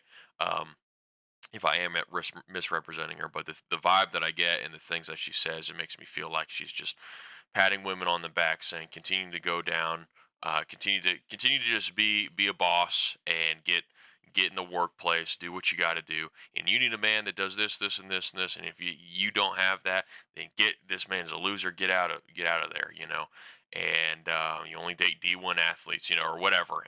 And it's like, okay, there needs to be humility on both sides there. There needs to be humility with men. Yeah, we're not going to be Andrew Tate and say you need a harem or you're cringe, and then we also need to be realistic with women. Say, listen, you've been lied to about feminism, and what God calls you to as a Christian is to submit to your husband, and you got to be okay with that. So find someone that you can submit to. find someone that you agree on these issues with and you can submit to, and they should promote having children, promote having a family, because that's best for human flourishing, and I really think that's best for female flourishing as well. I think it's best for men, male flourishing, for them to be providers, but also spiritual providers and take spiritual accountability and ownership over their family, which a lot of men don't do, even in single income families. And for women, they need to, I think, realize that, hey, it's no matter what anyone else tells me, I desire to serve God in my family, and maybe that looks different from someone else, but I think traditionally, and generally speaking, that's going to look taking care of your family, submitting to your husband, taking care of your children, and being okay with that. And all of us have to submit. Men are just called to submit to Christ. So, and we need to be accountable, or we're called to be accountable for our wives and the spiritual condition of our children as well. So we all have accountability to someone.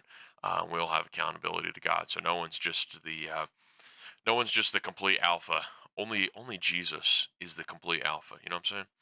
I'm gonna, I'm a little worried about heresy, so I'm not gonna agree or disagree with that. But I think Jesus is great, and Right. I'm gonna just stick with that.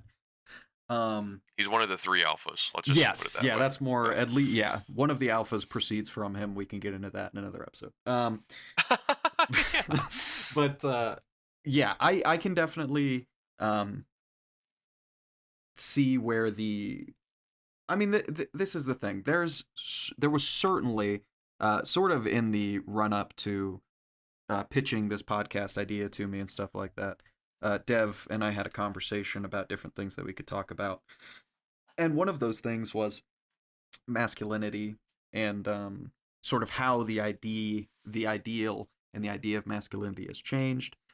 And if you watch more than one episode of this, you will hear me quote Andrew Clavin at least a couple times. So I will do that for the first time now, which is, as masculinity became, or in a society where masculinity is outlawed, only outlaws will be masculine.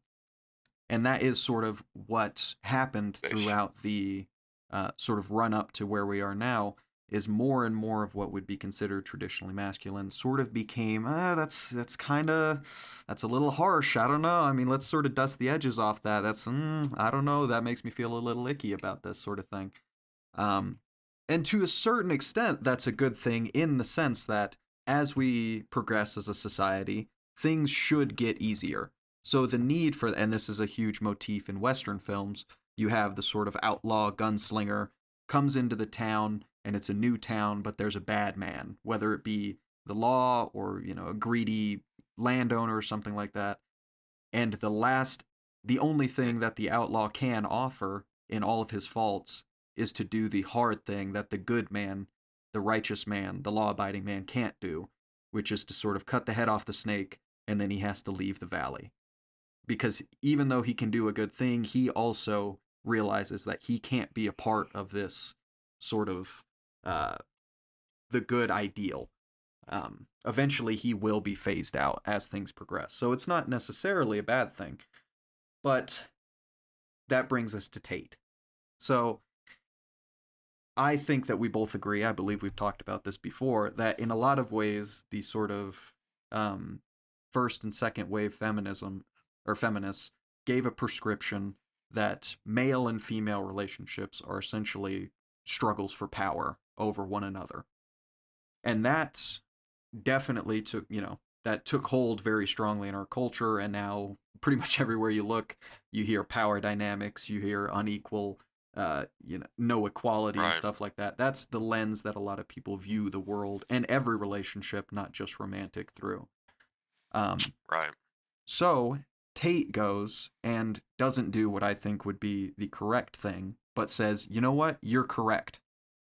Life is about power dynamics, so I'm going to win. We're going to make sure men win the power dynamic.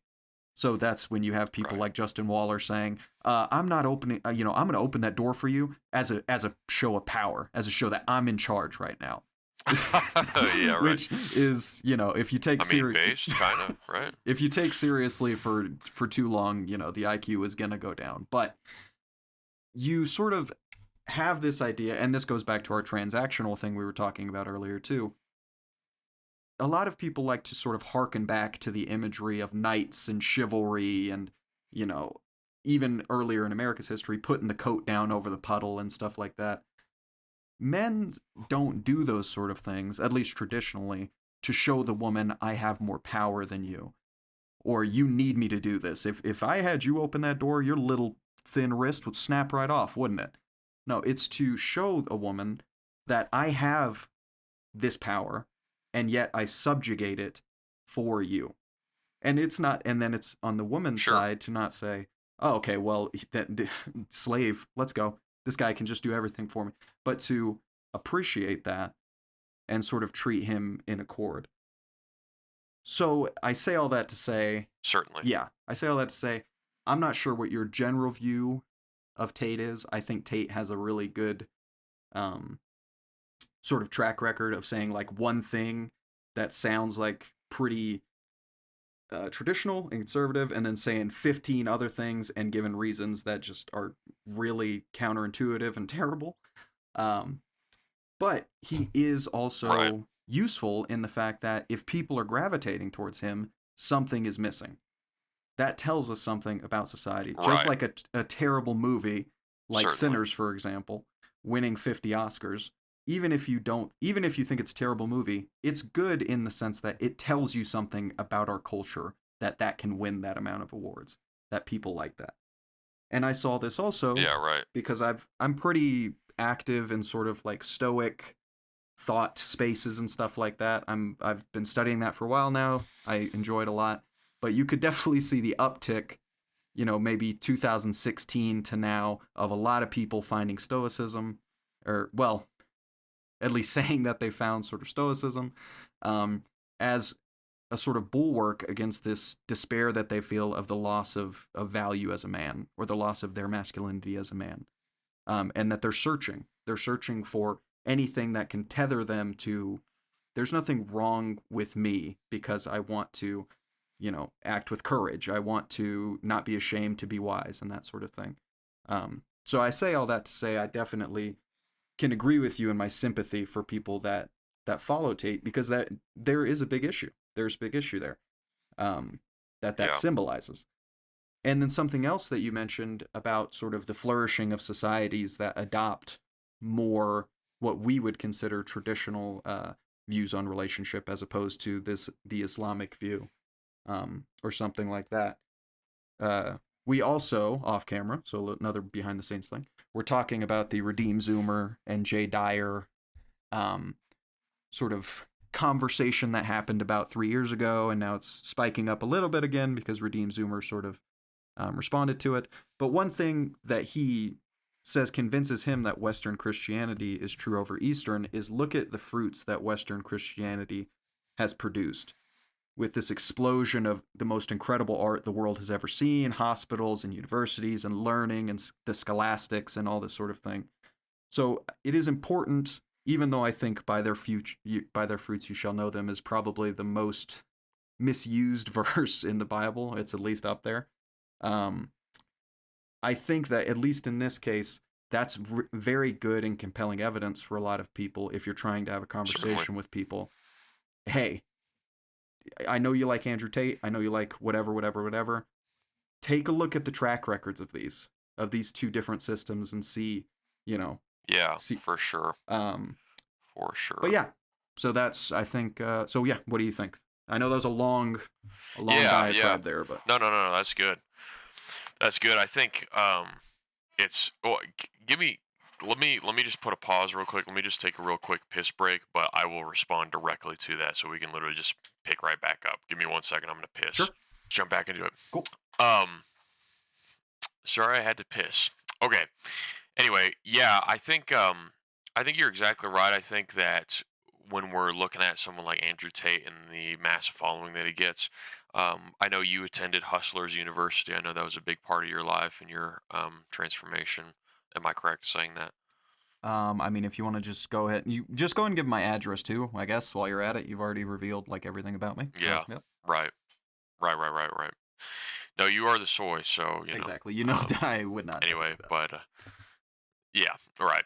Um, and so no, but yeah, I think you're right that it shows a desire for this resurgence of masculinity. Same thing with stoicism. If you post the thinking man on your Facebook, I mean you're a modern day stoic, and that's you're there. You're trying to bait me, and I respect that. Uh, right, yeah. Yeah, I mean, same thing with Christians that post a verse. It's like it's more to it than that, obviously. But um, all that to say, I think you're exactly right in what you're saying about the trend towards that, and that it gives an indication for the need for uh, a solution to this problem of masculinity, where it's not being channeled correctly. And I think now we're having a lot of voices that are grappling with that are out there now of uh, male commentators or male talkers that really want to channel that masculine energy in a Christian perspective. And that's why I say ultimately I think it comes down to a religious context with Andrew Tate, and more, I guess, more than just religious, but a philosophical sort of ethical context, which is all tied up together. But for Andrew Tate, his ethics and his religion are opposed to ours, and so it's not going to be a moral solution for what our context is. And objectively, for us as Christians, we think that there's an objective moral standard, and having a harem is not that. And so, but all that to say, I would 100% agree that I think we need people to talk about masculinity and you know make sure that men are putting that in a Christ-centered lens, that we are living for Christ masculinely. We suffer for Christ, and I think when you look at the life of Jesus, you see the epitome of masculinity. That he is doing everything in suffering and enduring all things for others, not because he deserves it, but because he's a man and he's going to do it. And obviously, he's the God man. He's not just a man, but he is the image of what we are to be. He is the image of what the new Adam is, and so he is what we should be if we were following God correctly. Um, and so, being a servant leader, even though he was God himself, he came in the form of a servant. That is key to Christianity, and it is key to Christian masculinity, that we're not going to just do everything because of power dynamics. We submit our power dynamics to the Lord, whatever we have or whatever we don't have. And he lifts us up and he gives us wisdom and discernment to use it correctly and properly. And there's a time and a place to be the gunslinger in the town. There's a time and a place for violence. I'm not a Christian pacifist. I don't think that there's never a violence. There's never a time when violence isn't the solution to something that is an earthly problem. Now we're talking about spiritual, overall arcing issues. Christ is the only way. But when we're talking about our modern world, all that to say, yeah, men need to find a way to put that in a Christian lens. And uh, anyway, but yeah, I guess we could probably talk about maybe some other ways in which we see family sort of being detrimentally affected. We've kind of covered a little bit about liberal ideology, some socioeconomic stuff. What do you think about the impact of the internet? What do you think about the impact of our digital world that produces sort of a more um, modern challenge to us, especially as like Zoomers, when it comes to men and women finding a relationship, and also men and women staying in a productive, Christ honoring relationship? What do you think are some of the unique challenges that we have in our day that people never before us have faced because of people being online all the time? Um, well, definitely, that sounds like a really intelligent way to start a sentence, huh? Um, the, It's okay, dude. It's okay. yeah, the, I think the chief one that would sort of be acknowledged by everybody, at least in a YouTube short or something like that, would be that it is sort of the epitome of comparison is the thief of all joy. Um, like we live at a time when you can have 24 hours a day if you want examples of people doing better than you. People that are more attractive than you, people are making more money than you, people that are living their dreams more than you are, vacationing more, having a bit like every single aspect. If you want to engage in that, it's there for you. And there are certainly there's certainly an amount of virtue in viewing a little bit of that. You know, I think a very common example of this would be in a lot of movies. You have the kid who, you know, sees LeBron James or Michael Jordan or something like that playing basketball, and there's an aspirational relationship that forms there where I can really achieve this sort of thing. I'm so inspired by this level of excellence that I'm viewing. Um, but now it's less about that aspirational aspect because so many people despair and think, don't look at people doing really well and say, wow, that can be me one day. They look at people doing really well and say, wow, how many people did they screw over to get there? You know what? I bet they screwed over people just like me. And Marx said that Sure. pay for labor is theft. So you know what? If I tear those people down, then that's how I can elevate myself up. Is because they had to have victimized somebody to get where they are, because otherwise I'd be there. I would be just so you can have Yeah. all Right. sorts of very like unhealthy pathologies that form very easily, more easily now than Hmm. ever before. I mean, if you go back even 300 years, not even 300 years, but I just chose that as a sort of whatever. Pretty much everybody that you see is in general somewhat close to what your situation is. Now you still had rich people in town and you had poor people in town, but the rich person in town was not flying on a private jet and posting for you to see it every second of the day if Right. you wanted to. And the poor people in town, well, shoot, you could be one of the poor people in town, but the poor people in town still were visible, but not in the same way that made you feel like you identified with them and you were both victims together against the rich guy. Now, this is not at all universal. I'm not saying at all that people didn't see, you know, the the inequity of kings and rich nobles and stuff like that and recognize that. But it was far less pervasive, just like news was far less pervasive, even Right. as recently as, you know, the 70s, the 80s. Now there's if you want news, you can have it every single day, every second of the day. You just open your phone, there's news there, and most of it's Right. not good. So not only do Yeah. not only do you get that constant flow of comparison making you feel like you're not doing as much, but also this has been talked about relatively extensively with things like Tinder and dating apps and stuff like that. Um, as a woman, if you want a guy, you can go on Tinder and you swipe. Okay, he's, you know, I don't like him, I don't like him, I don't like him, I don't like him. Okay, I like him.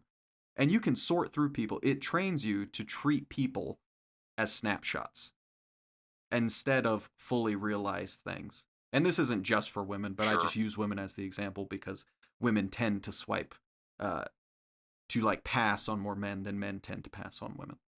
Um, so I think those would be my two key ways in how the internet or mass sort of influx of constant access to other people's lives in that way um, has caused a great amount of comparison that causes people to feel that they are either victimized or failures or both, um, as well as Yeah. it takes away the aspirational and replaces it with the idea that they can never achieve that because it's so lofty. And every time you post a picture, you're smiling, so you must just have a happy life all the time. It can't possibly be that that's just a facade that you put up. Every single picture, you're smiling. I'm not smiling all the time. Something's wrong with me. Sure. Yeah. 100%. I agree with that. I think in two things I'll add to that. 'Cause I pretty much agree with everything you said. Is that I think we've social media and whatnot has exchanged our heroes for something much less valuable than would have been in olden times. People used to look up and respect, you know, the the the the generations that came before them for their greatness. They were remembered historically for the monuments, the political achievements, the whatever it was, the conquering, the protecting. Those were the stories of old that were told amongst people for generations, and that those were your idols. And even those who were the nobles, they were called the nobles, and the ideal was that they were supposed to be the kings and the queens that were noble, not just in socioeconomic status, but in virtue. They were supposed to lead the country virtuously in their ethics. Obviously, that didn't always happen, of course, but that was the ideal that people looked up to. And I think we've fallen greatly with the people who are the most influential. Certainly, the people who are the icons and the heroes of our generations are cringe, to say the least. And at the very least, they're generally hedonistic people who are it's more of an ideal of the kind of success, the kind of capitalistic success. Now, I'm not an anti-capitalist by any means, but I think that it should be a means to an end rather than the end itself. And I think people who treat capitalism as an end in itself, we're just supposed to acquire the most wealth, and that is our goal. That is an immoral life and an empty life. And whether it's that or people who are uh, aspiring for the greatest amount of fame. I think a lot of YouTube personalities. I mean, Mr. Beast, is the classic example of someone who has desired everything. He did everything in his power to get the most attention online. Um, and so, whether you think that's right or wrong is going to be up to you. But I think very much so from a Christian lens that is for children to be looking up to that. That's going to be a net negative impact on a Christian outlook of the world. People are going to be doing things that are not inspired by stories of nobles, but it's inspired by making a reaction content. I mean, I think everyone's with me on that probably. But the other thing, the other thing that I wanted to add on to is that I think when we're talking about the dating market, when we're talking about men and women in relationship, and not only just when people are trying to find a partner, but also whenever people are in relationships, I think the internet has a detrimental effect, especially on women. I think more specifically on women. I think men in a different sense, but it's going to come into more of the impact of pornography. But I think with women, I know, what my wife has told me about the influence social media has had on her life. What you're talking about with comparison being the thief of all joy is really true. And I think when for men, women are competing. When women are posting pictures of themselves online, and they're looking online and they're looking at people who whatever are in the same attractiveness scale or whatever, and they're getting with millionaires, or at least on the surface level from an Instagram post it looks like, man, they're going on vacations all the time, they're rich, they're influencers. I should be able to get this ideal man, kind of like what you're saying. I should be smiling all the time, I should be happy all the time. you know um if you know, like the Gabby Petito thing, the murder that happened with her, like she's a perfect example of like how her social media, YouTube personality was to be all bubbly. I don't know if you saw that documentary on Netflix, but it's pretty crazy about I did not. how her whole online persona and all the things that she filmed, she was like this super bubbly, super happy person, and then like in the background and like the cut footage, it was like just like she was depressed and she was not happy. I think that's true for a lot of people, that the post is not true to life. And so all that to say, when we're talking about the dating market, I think women are. It used to be a guy that was just a normal type dude in their community, in their local community, could get with a girl that was of higher attractive level than them, and that wasn't that common or that uncommon to see. I think men are generally. When we're talking about sexual attraction to men and women, men are generally more physical. They're more image looks based, and then women are going to be more relational. Generally speaking, obviously, both have a part to play for both genders, but um, it wasn't that uncommon to see men in a local area get with a woman that on an attractive level was above their pay grade. But a lot of times we're seeing men and women not get together with anyone at all. I think a lot of times because women are comparing, you're not just, as a man, you're not just competing with the guys in your local area. You're competing with the globe. They're women are able to see what every other woman is getting, and they're comparing with one another. And I think a lot of times that even when people find a relationship, it's stealing marital happiness, and people are cheating.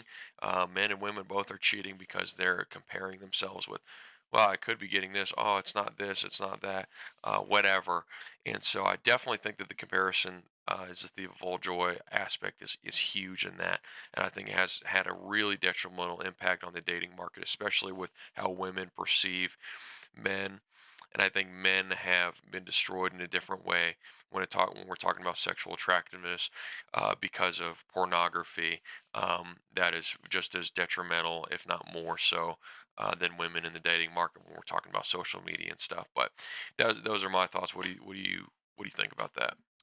I'm a little I'm a little hesitant to usually whenever I see this sort of discussed, it falls sort of into the I mean, this sort of flirts with what we were talking about with Andrew Tate. Andrew Tate talks about this sort of thing pretty extensively, which is we can maybe get a little bit too close to the a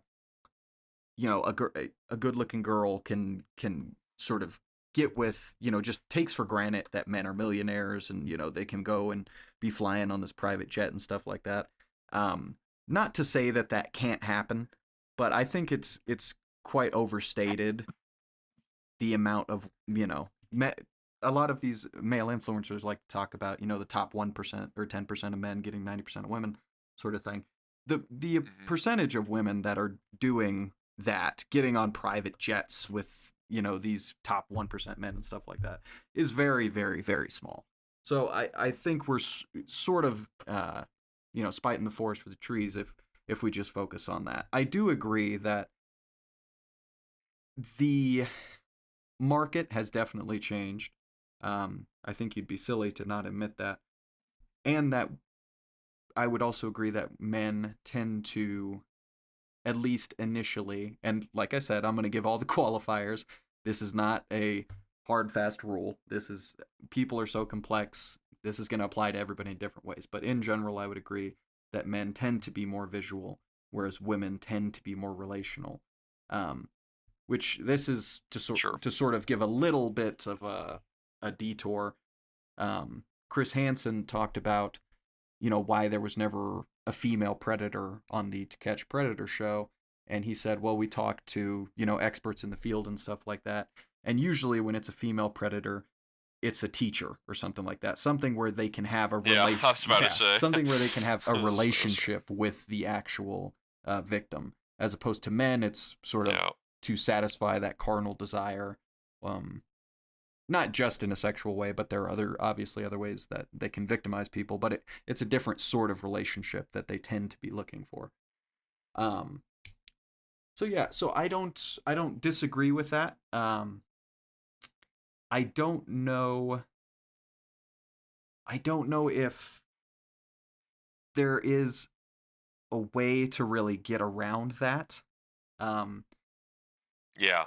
It's kind of Pandora's box. I mean, it's open, and I don't know what the solution to closing it is, but because you don't yeah. want to tell women to settle if they can get someone who would be for lack of a better term, better, but I not just in the sense of like richer, but if you should be shooting for absolute excellence in every aspect of your life. So you should be trying to have the best relationship with God, you should be trying to have the best relationship with your spouse, with your parents, with everybody. And that shouldn't just stop whenever it comes to your romantic relationships. Like you should be trying to get, this is the person I am most in sync with, this is the person I find most virtuous, that I think our relationship is the most fruitful, all that sort of thing. So you do want to caution away from settling, but at the same time, there's only so many people, you know. So Right. as You got to be realistic. yeah, as rich as this is gonna sound coming from a man, I only say this because it has been echoed by Catholic women that I've heard speak about this. Is men sort of have that, this guy is flying in this airplane. I just got done working a 40-hour shift at freaking Daylight Donuts. What is going on here? And then women, it's very easily, I think, for them to say, well, I could get, guys message me all the time. I can, I know my worth. I want to get like a good guy. And that's not a bad Uh-huh. impulse, but there has to be a stopping point.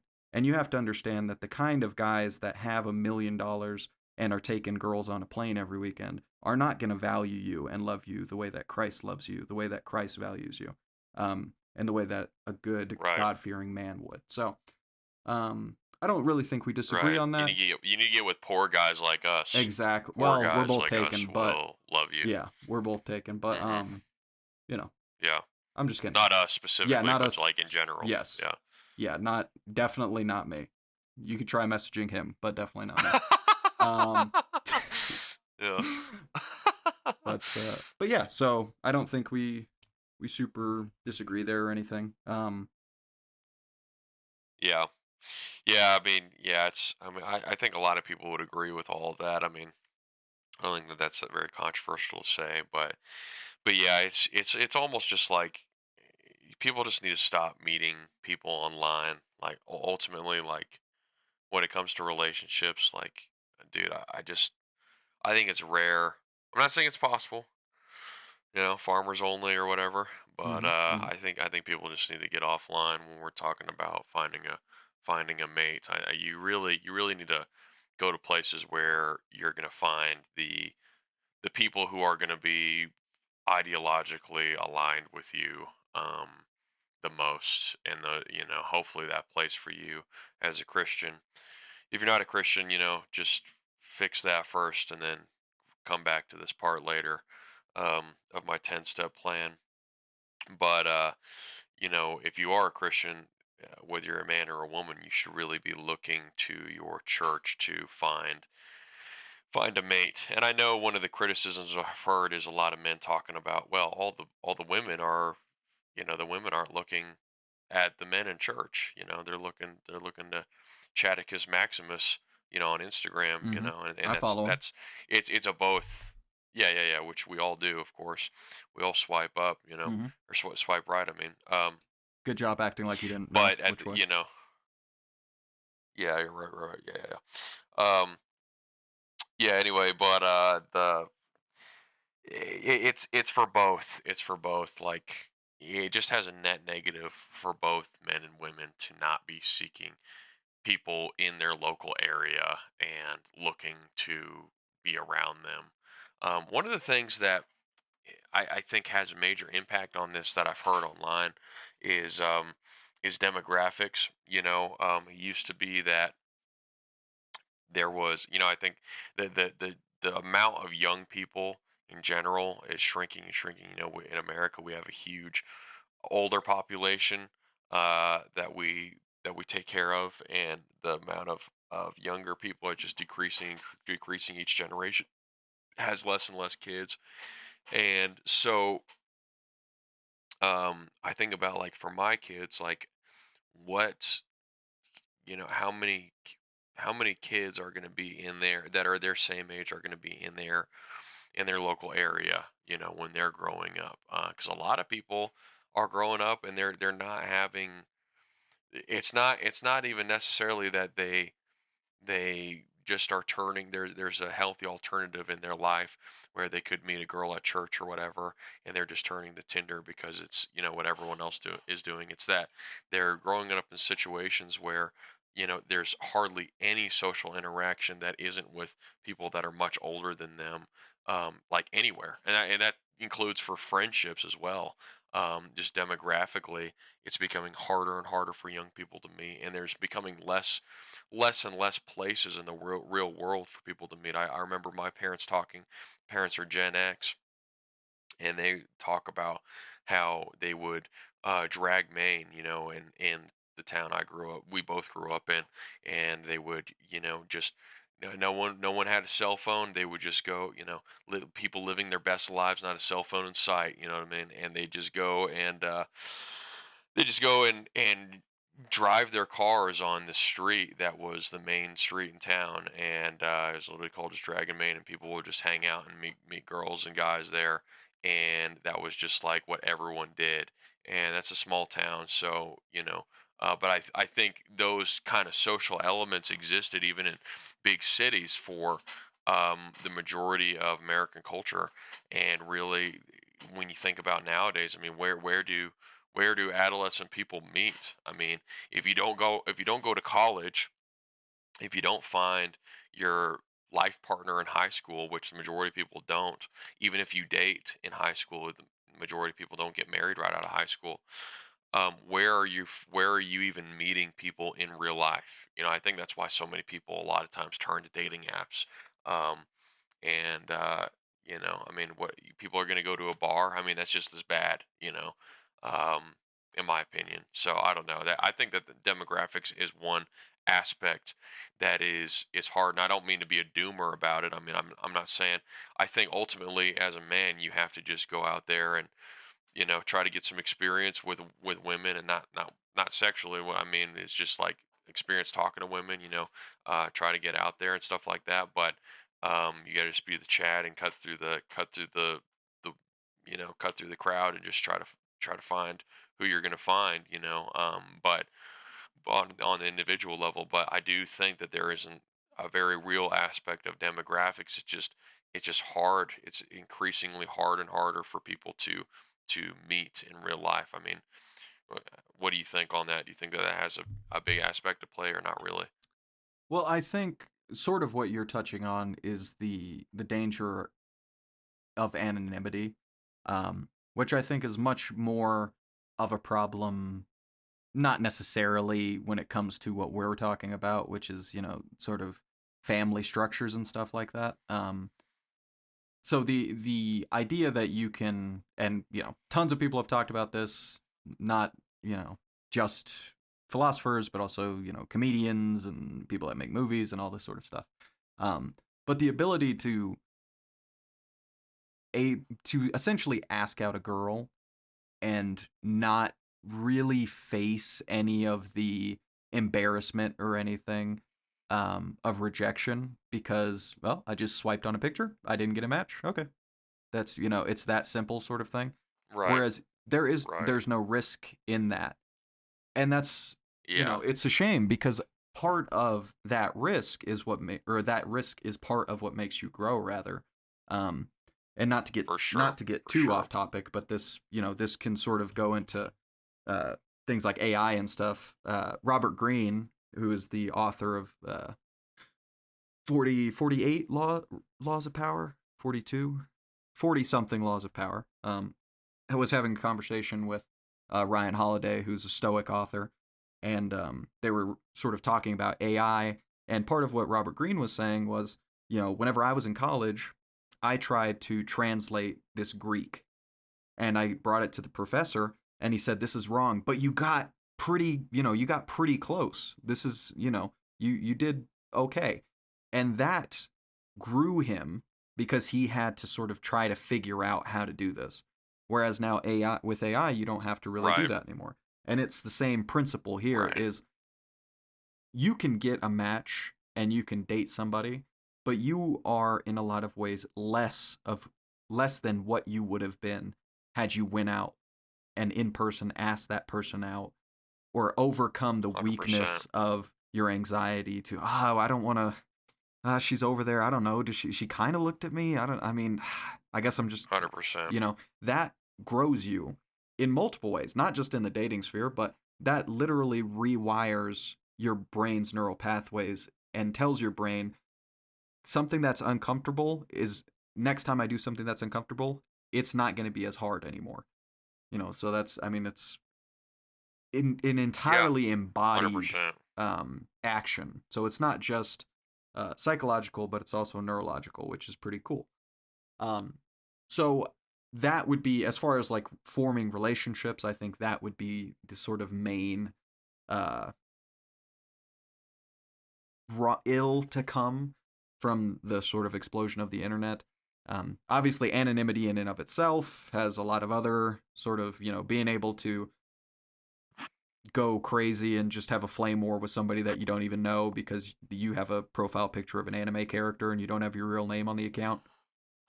Gives you, yeah, Classic. gives you a tremendous amount of bravery. Well, it's really cowardice, but it makes you feel like you are capable of doing these things without the virtue that comes from taking risks. So that's a little disconnected from the family situation, but all the same, yeah. That, Yeah, yeah, for sure. Well, and I think yeah, gamification of the sexual marketplace and whatnot is in the subtraction of the risk employ there.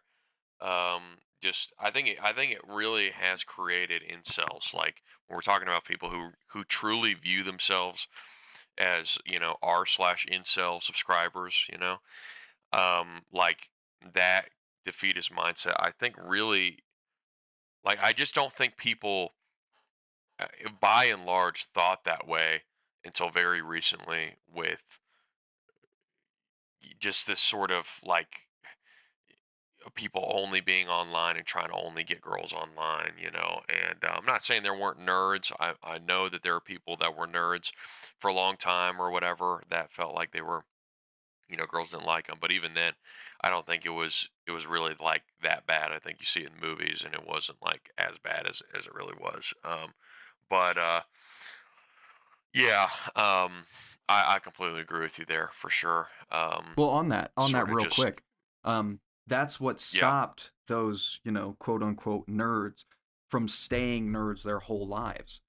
Is that okay? Either right, I'm gonna keep doing what I've been doing, or I'm gonna I'm gonna force myself to grow and become worthy of finding, someone to have a relationship with. So right, that just the mere right, fact that now you don't even necessarily need to do that is going to right, exacerbate the problem. But yeah, so for sure. And I think just on an individual aspect, like I can't tell you how much rejection like made it makes you as a person, and that's just in life in general. That's not just with the relationships, but like rejection. Failure in a sense, it is the most valuable thing in life almost. It more than your successes is your failures. Like you learn so much more from your failures than your successes. um, and when I think back to the times where life was hard or a struggle, or even when I think about dating and the things I learned when I was, trying to find a girl and all that, like it was, it was those failures that really taught me what I was wanting to look for in a wife that led me to who I'm with today. And so man, if you're getting rejected, dude, even Chad gets rejected like constantly, Um, so, even if you're in a high traffic area where you have the opportunity to talk to a lot of women or vice versa, where a lot of men and all of that, but rejection is more of a male centric thing. Um, you rejection is good for your soul. Okay, you need to learn how to take it on the chin, and you don't need to learn how to just be a Chad in your own mind. Not to just think that you deserve only supermodels or whatever. Not to be vain, but to have the confidence to say, my worth is not found in whatever this girl that I thought was attractive thinks about me. That is beta male mindset mentality, and so our worth comes from Christ, who died for us, paid the ultimate cost. So anyway, that is off topic, but No, I mean, I think it. maybe go ahead. Sorry. No, it's okay. I was just gonna say real quick. I think it does still apply. You know what I mean? Because I mentioned earlier that I will. You're probably gonna hear me quote Andrew Clavin or Jordan Peterson or these people sometimes, but also I think the Stoics, especially in that what we're talking about right now, have a lot. This is sort of the whole one of the big cruxes of Stoicism is the importance of failure and how that grows you, and especially in the society that we're talking about right now, you can still fail, but it's almost a growthless failure. It's almost like failure can lead to virtue, but it can also, if you choose not to utilize it, can be virtueless. And so Seneca says, there's no man who's more unhappy than somebody who never faces adversity, who never loses, because he's never permitted to Certainly, prove himself. And you need that certainly. and this is not just a male thing either. This is for women too. You need to face struggles and challenges. And even though it feels so Yeah, much better to swipe right on somebody and not get a match than it does to go out and ask a girl out in person and get denied, you are so much more because you made that step than you are uh, the latter is so much more valuable than the former. So, for sure, and for another sure. reason I bring up the Stoics is this is not, these are timeless things that people have struggled with.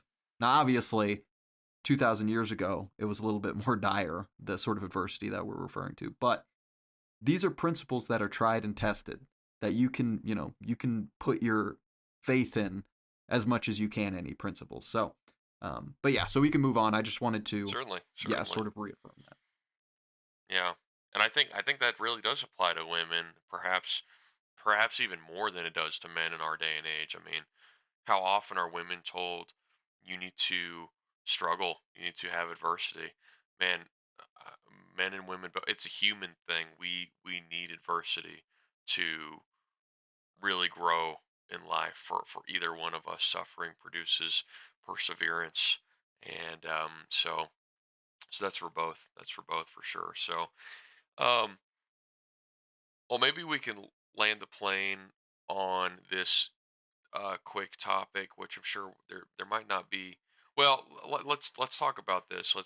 We talked a lot about the issues, some of the things that are facing the family.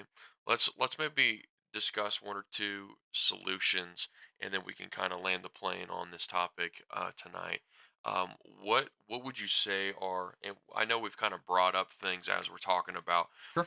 about the issues that we're seeing, but what are some of the things that you think need to happen to solve a great the view of family in our modern day?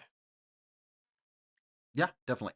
Um, well, I think it's important to make it real clear what the problems or what problems I'm referring to, and then what I think would help with them. So, um, another sort of anybody who's familiar with, I know you and I have talked about this, but anybody who's familiar with um, the author, I believe his name is Reza Aslan, who wrote the book Zealot.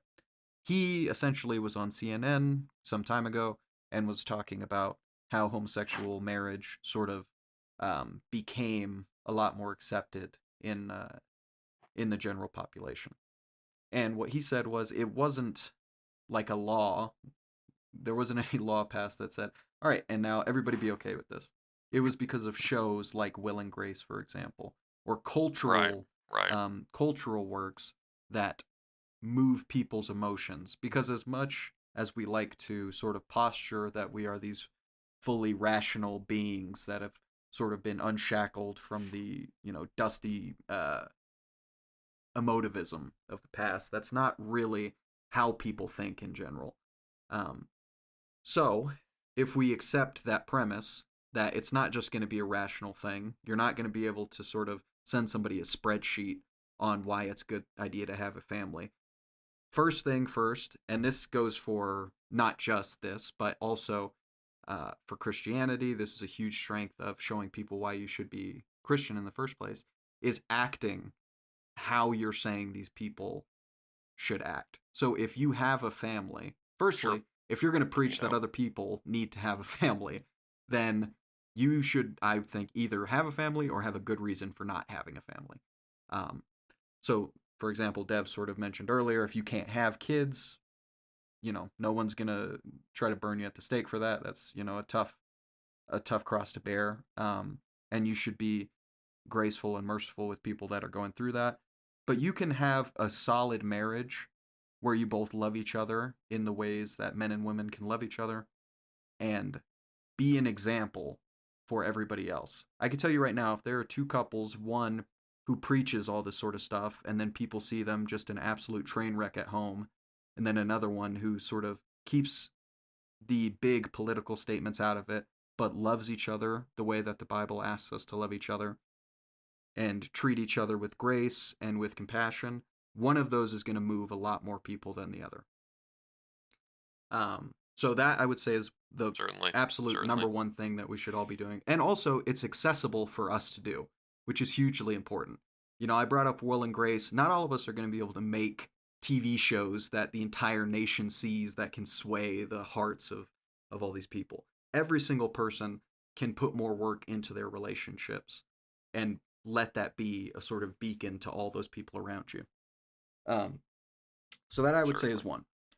Two, I would say is don't, especially whenever we were talking about social media earlier, um, or just the internet's effect in general, you know, understand the threat.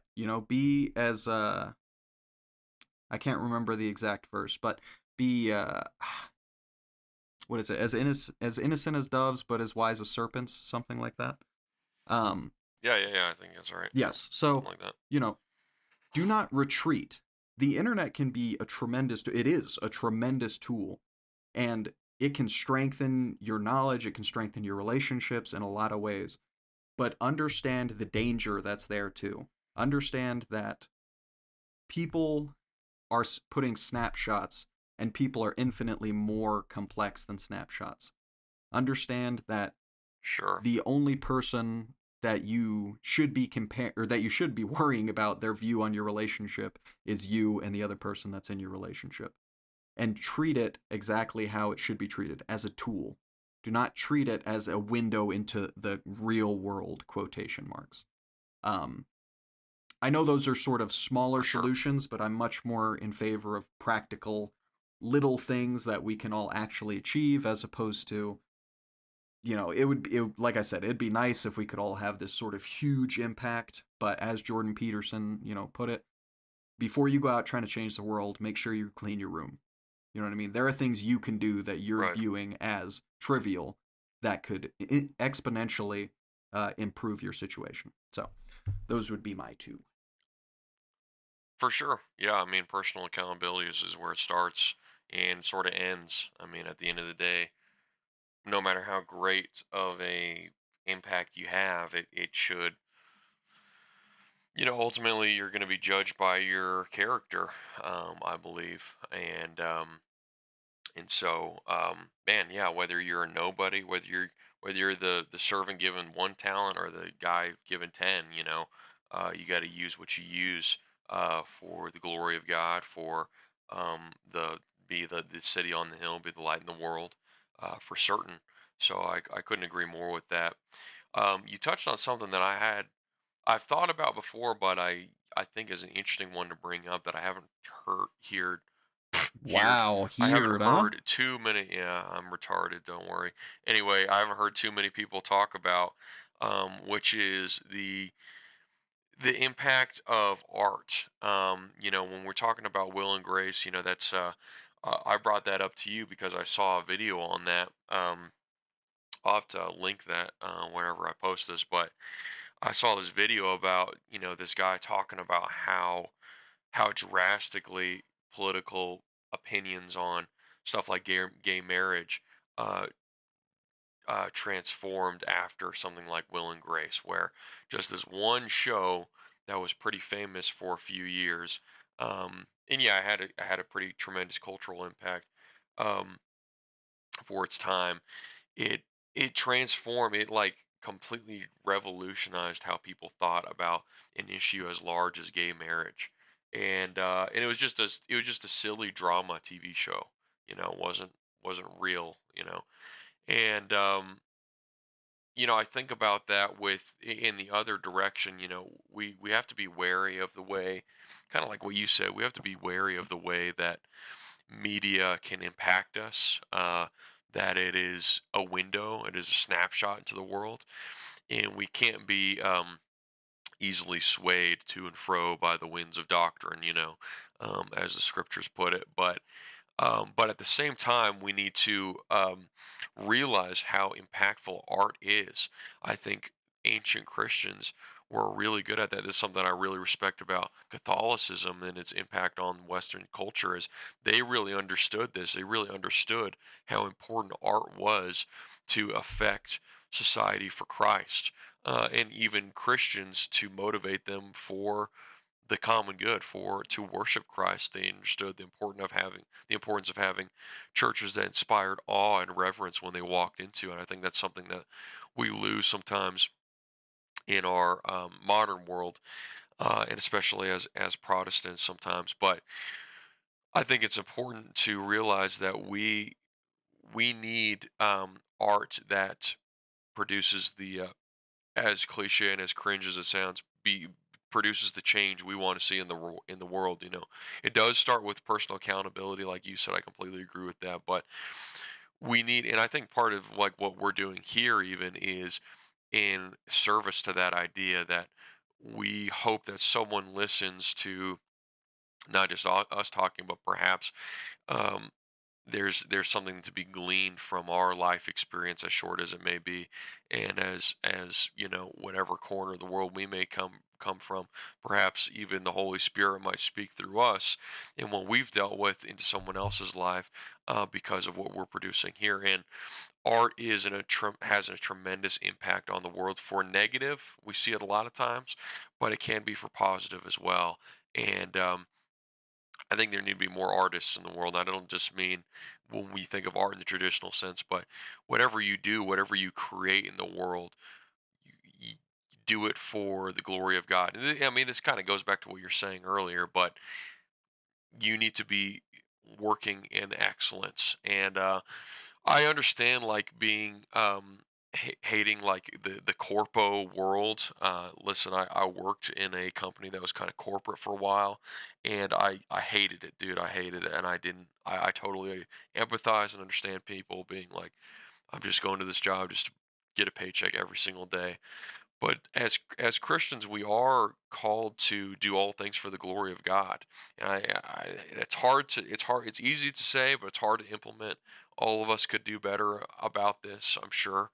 But we really need to realize that if we want to if we want to see the world impacted, we all have to affect the change that we have control over.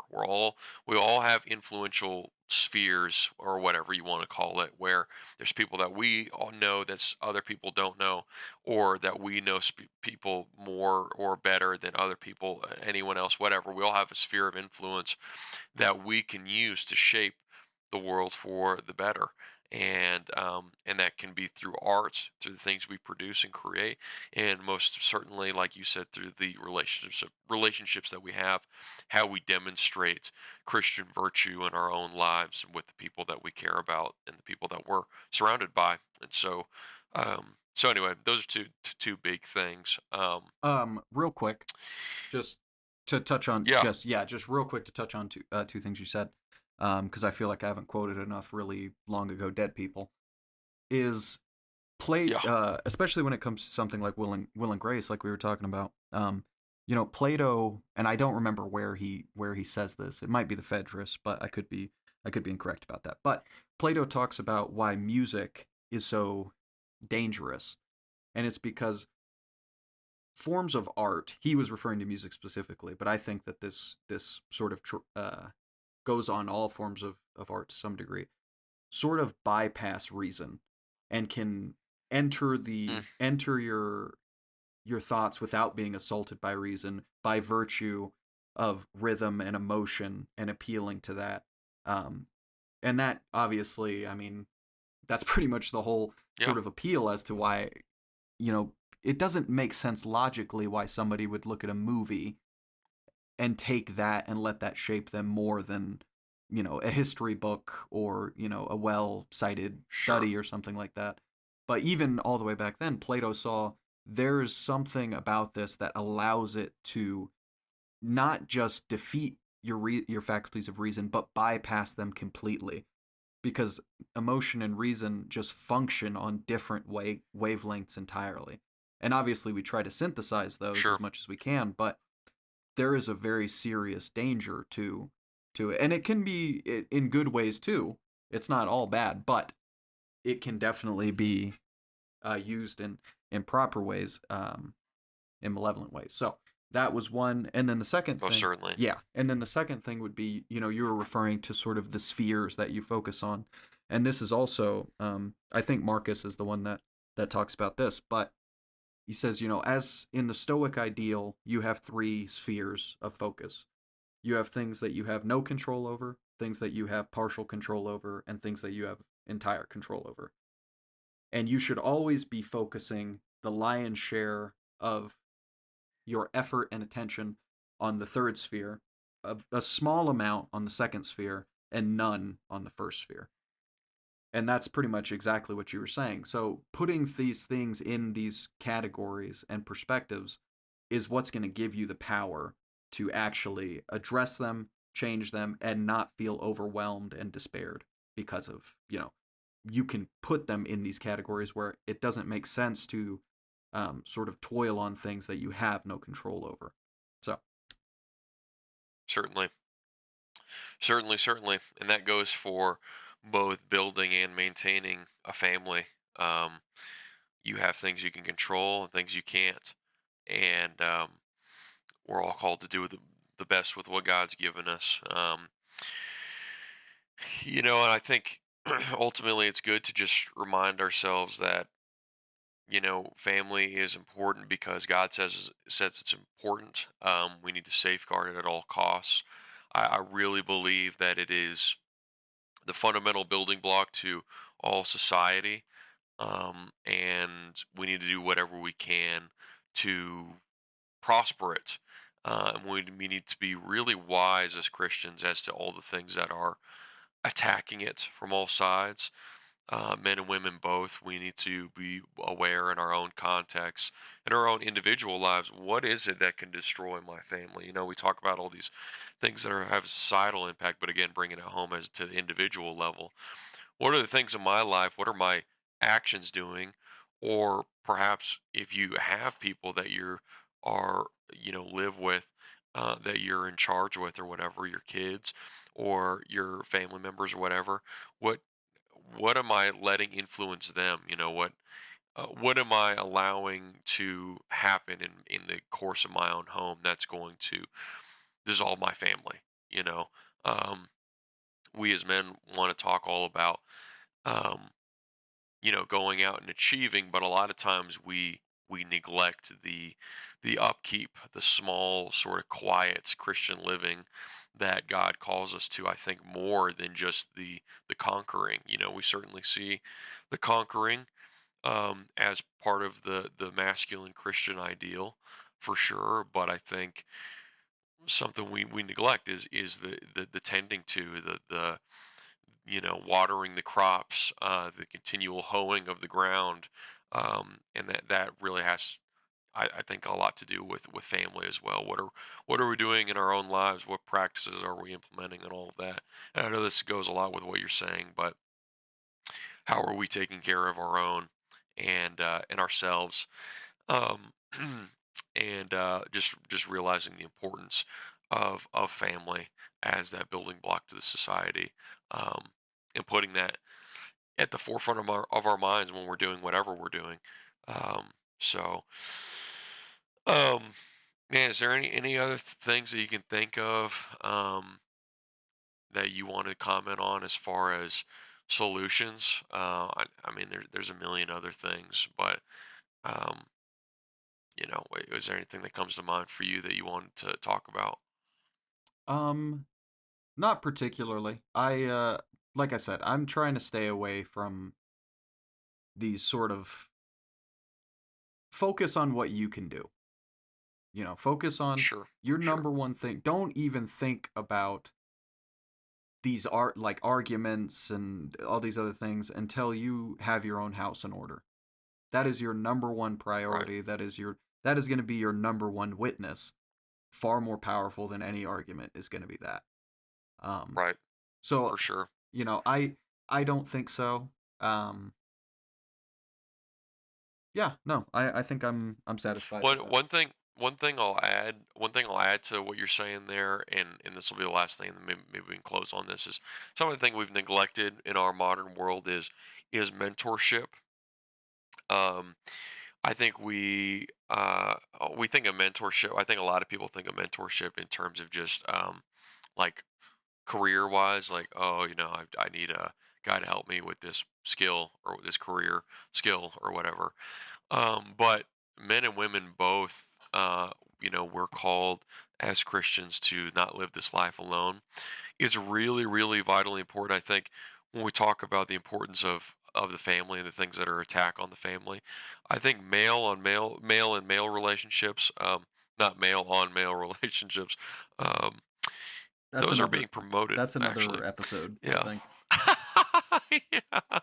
Uh, male male friendships and female friendships in groups are being attacked as well, and I think it's all part and parcel to the same issue. Men need other men to look up to and to build up. And really, if you're a Christian and you're listening to this, really, I think it would behoove you and be extremely wise of you to at all times have three people in your life. Number one, have someone that you look up to that is mentoring you, preferably someone in your community that you know, but maybe you have someone online that you can talk to. But really, you need to see someone that walks out daily life that you can talk to in IRL. Um, Number two, you need to have someone that's a brother. As I'm sure we all have those types of people, but you really need to find someone that surround yourself. I'm not like big into the like, whole toxic relationship thing. Like I'm not a big believer in like anyone that is not exactly aligned with you. You need to just cut off. Like I think that's kind of cringe and actually un-Christ-like to do. But I do think that you need to have really valuable friendships that are gonna be aligned with your general core principles. Me and Joaquin, we both disagree on a lot of things. We debate a lot. And we talk about a lot of things that we disagree on. But ultimately, like we're both brothers in Christ, and we support each other through thick and thin, no matter what on the main thing. And you need to have a brother or a sister in your life that you can lean on through thick and thin. And then third thing, and I know it's all easier said than done. These relationships take perhaps lifetimes to accomplish and or to create, and you really need to pray through this and seek God in finding these things. But lastly is you need to be pouring into someone as well, um, just like we talked about earlier with being a light in your own community or a light in being the city on the hill in your own sphere of influence. You really I'm a firm believer that Christians, especially, they're not effectual in their faith unless they are being poured out as well. That if they're not being used, if they're not serving God in a ministry type area, that doesn't necessarily mean serving at church exactly. I think you should serve in church as well, but I think more than just that, you need to have someone that you are pouring into, that you are mentoring, that you're doing a Bible study with, that you're just another Christian, perhaps that's newer to the faith or whatever. And this can be a friendship too, but someone that you're really just trying to pour into and try to be a mentor to. And if you don't think you have anything to offer, you do. You do have something to offer. and you need to learn more and more. Of course, there's never an end to learning, and what you can give to others, but you do have something to offer to other people around you, whether you think you do or you don't. You really do, and so you need to find someone and pray about someone that you can influence in a positive way and towards Christ. And be their mentor. That doesn't just mean being all nice to them all the time, but just saying good job at everything, single thing, but really getting into someone's life and being willing to even be offensive if necessary, um, out of love, you know. So anyway, Yeah, well said. all right. Well, that was all extremely based, red pilled, and not at all doom pilled. So I liked it. Yeah, yeah, me too. Thank you. Do we want to give an indication of what we will be talking about next week? Um, I don't know. What do you think we're going to be talking about next week? Well, I thought you wanted to do that video, right? So, like, Yeah, yeah, maybe we could do that. Yeah, what was it? Christian, I don't even give remember. you what is the specific role of Christian women? What is within bounds? What is without of bound or outside of bounds? That sort of thing. Particularly in Yeah, yeah, relation yeah, that's to right. Yeah, this sort of yeah, uptick in promiscuous women coming to the faith. yeah. I think that's a great one Yes. to touch on. It kind of connects to what we're talking about. Yeah, we'll kind of discuss this video that talks about you know, it touches on the sort of the lost person, especially women who are perhaps OnlyFans people or whatever that are coming and praise God, converting to the faith, but then they have an audience right away, and is that a good thing? Is that a bad thing? And just kind of kind of like what Joaquin said, what's the ideal? So we'll kind of maybe talk some about that next week and get more into that. But yeah, hey, if you listen to this whole thing, hey, thank you. Yes. Thank you. I'll try to clip it out. But bear with us. We're just starting this thing, so I hope you enjoyed it. If you watched it, please feel free to comment any of your thoughts. Anything you comment, I shall read. Um, and just thank you for taking the time. And man, Christ is King. Christ is Lord. Okay, if you don't know Jesus, get to know Him. Okay. Um, and thanks for tuning in, Joaquin. Any last thoughts? Thanks for listening. If you were looking for more disagreement, check out next week's episode. And God bless. Yeah, bro, we're gonna hate each other next week. This was like our kumbaya episode, but I'm gonna freaking hate you next week, dude. I hate you. Well, if you agree with me, I we'll be hate you good. already. Thanks. Oh yeah, my bad. Yeah, You're no right. problem. All right, dudes and dudettes. Thanks for joining. We'll talk to you next time.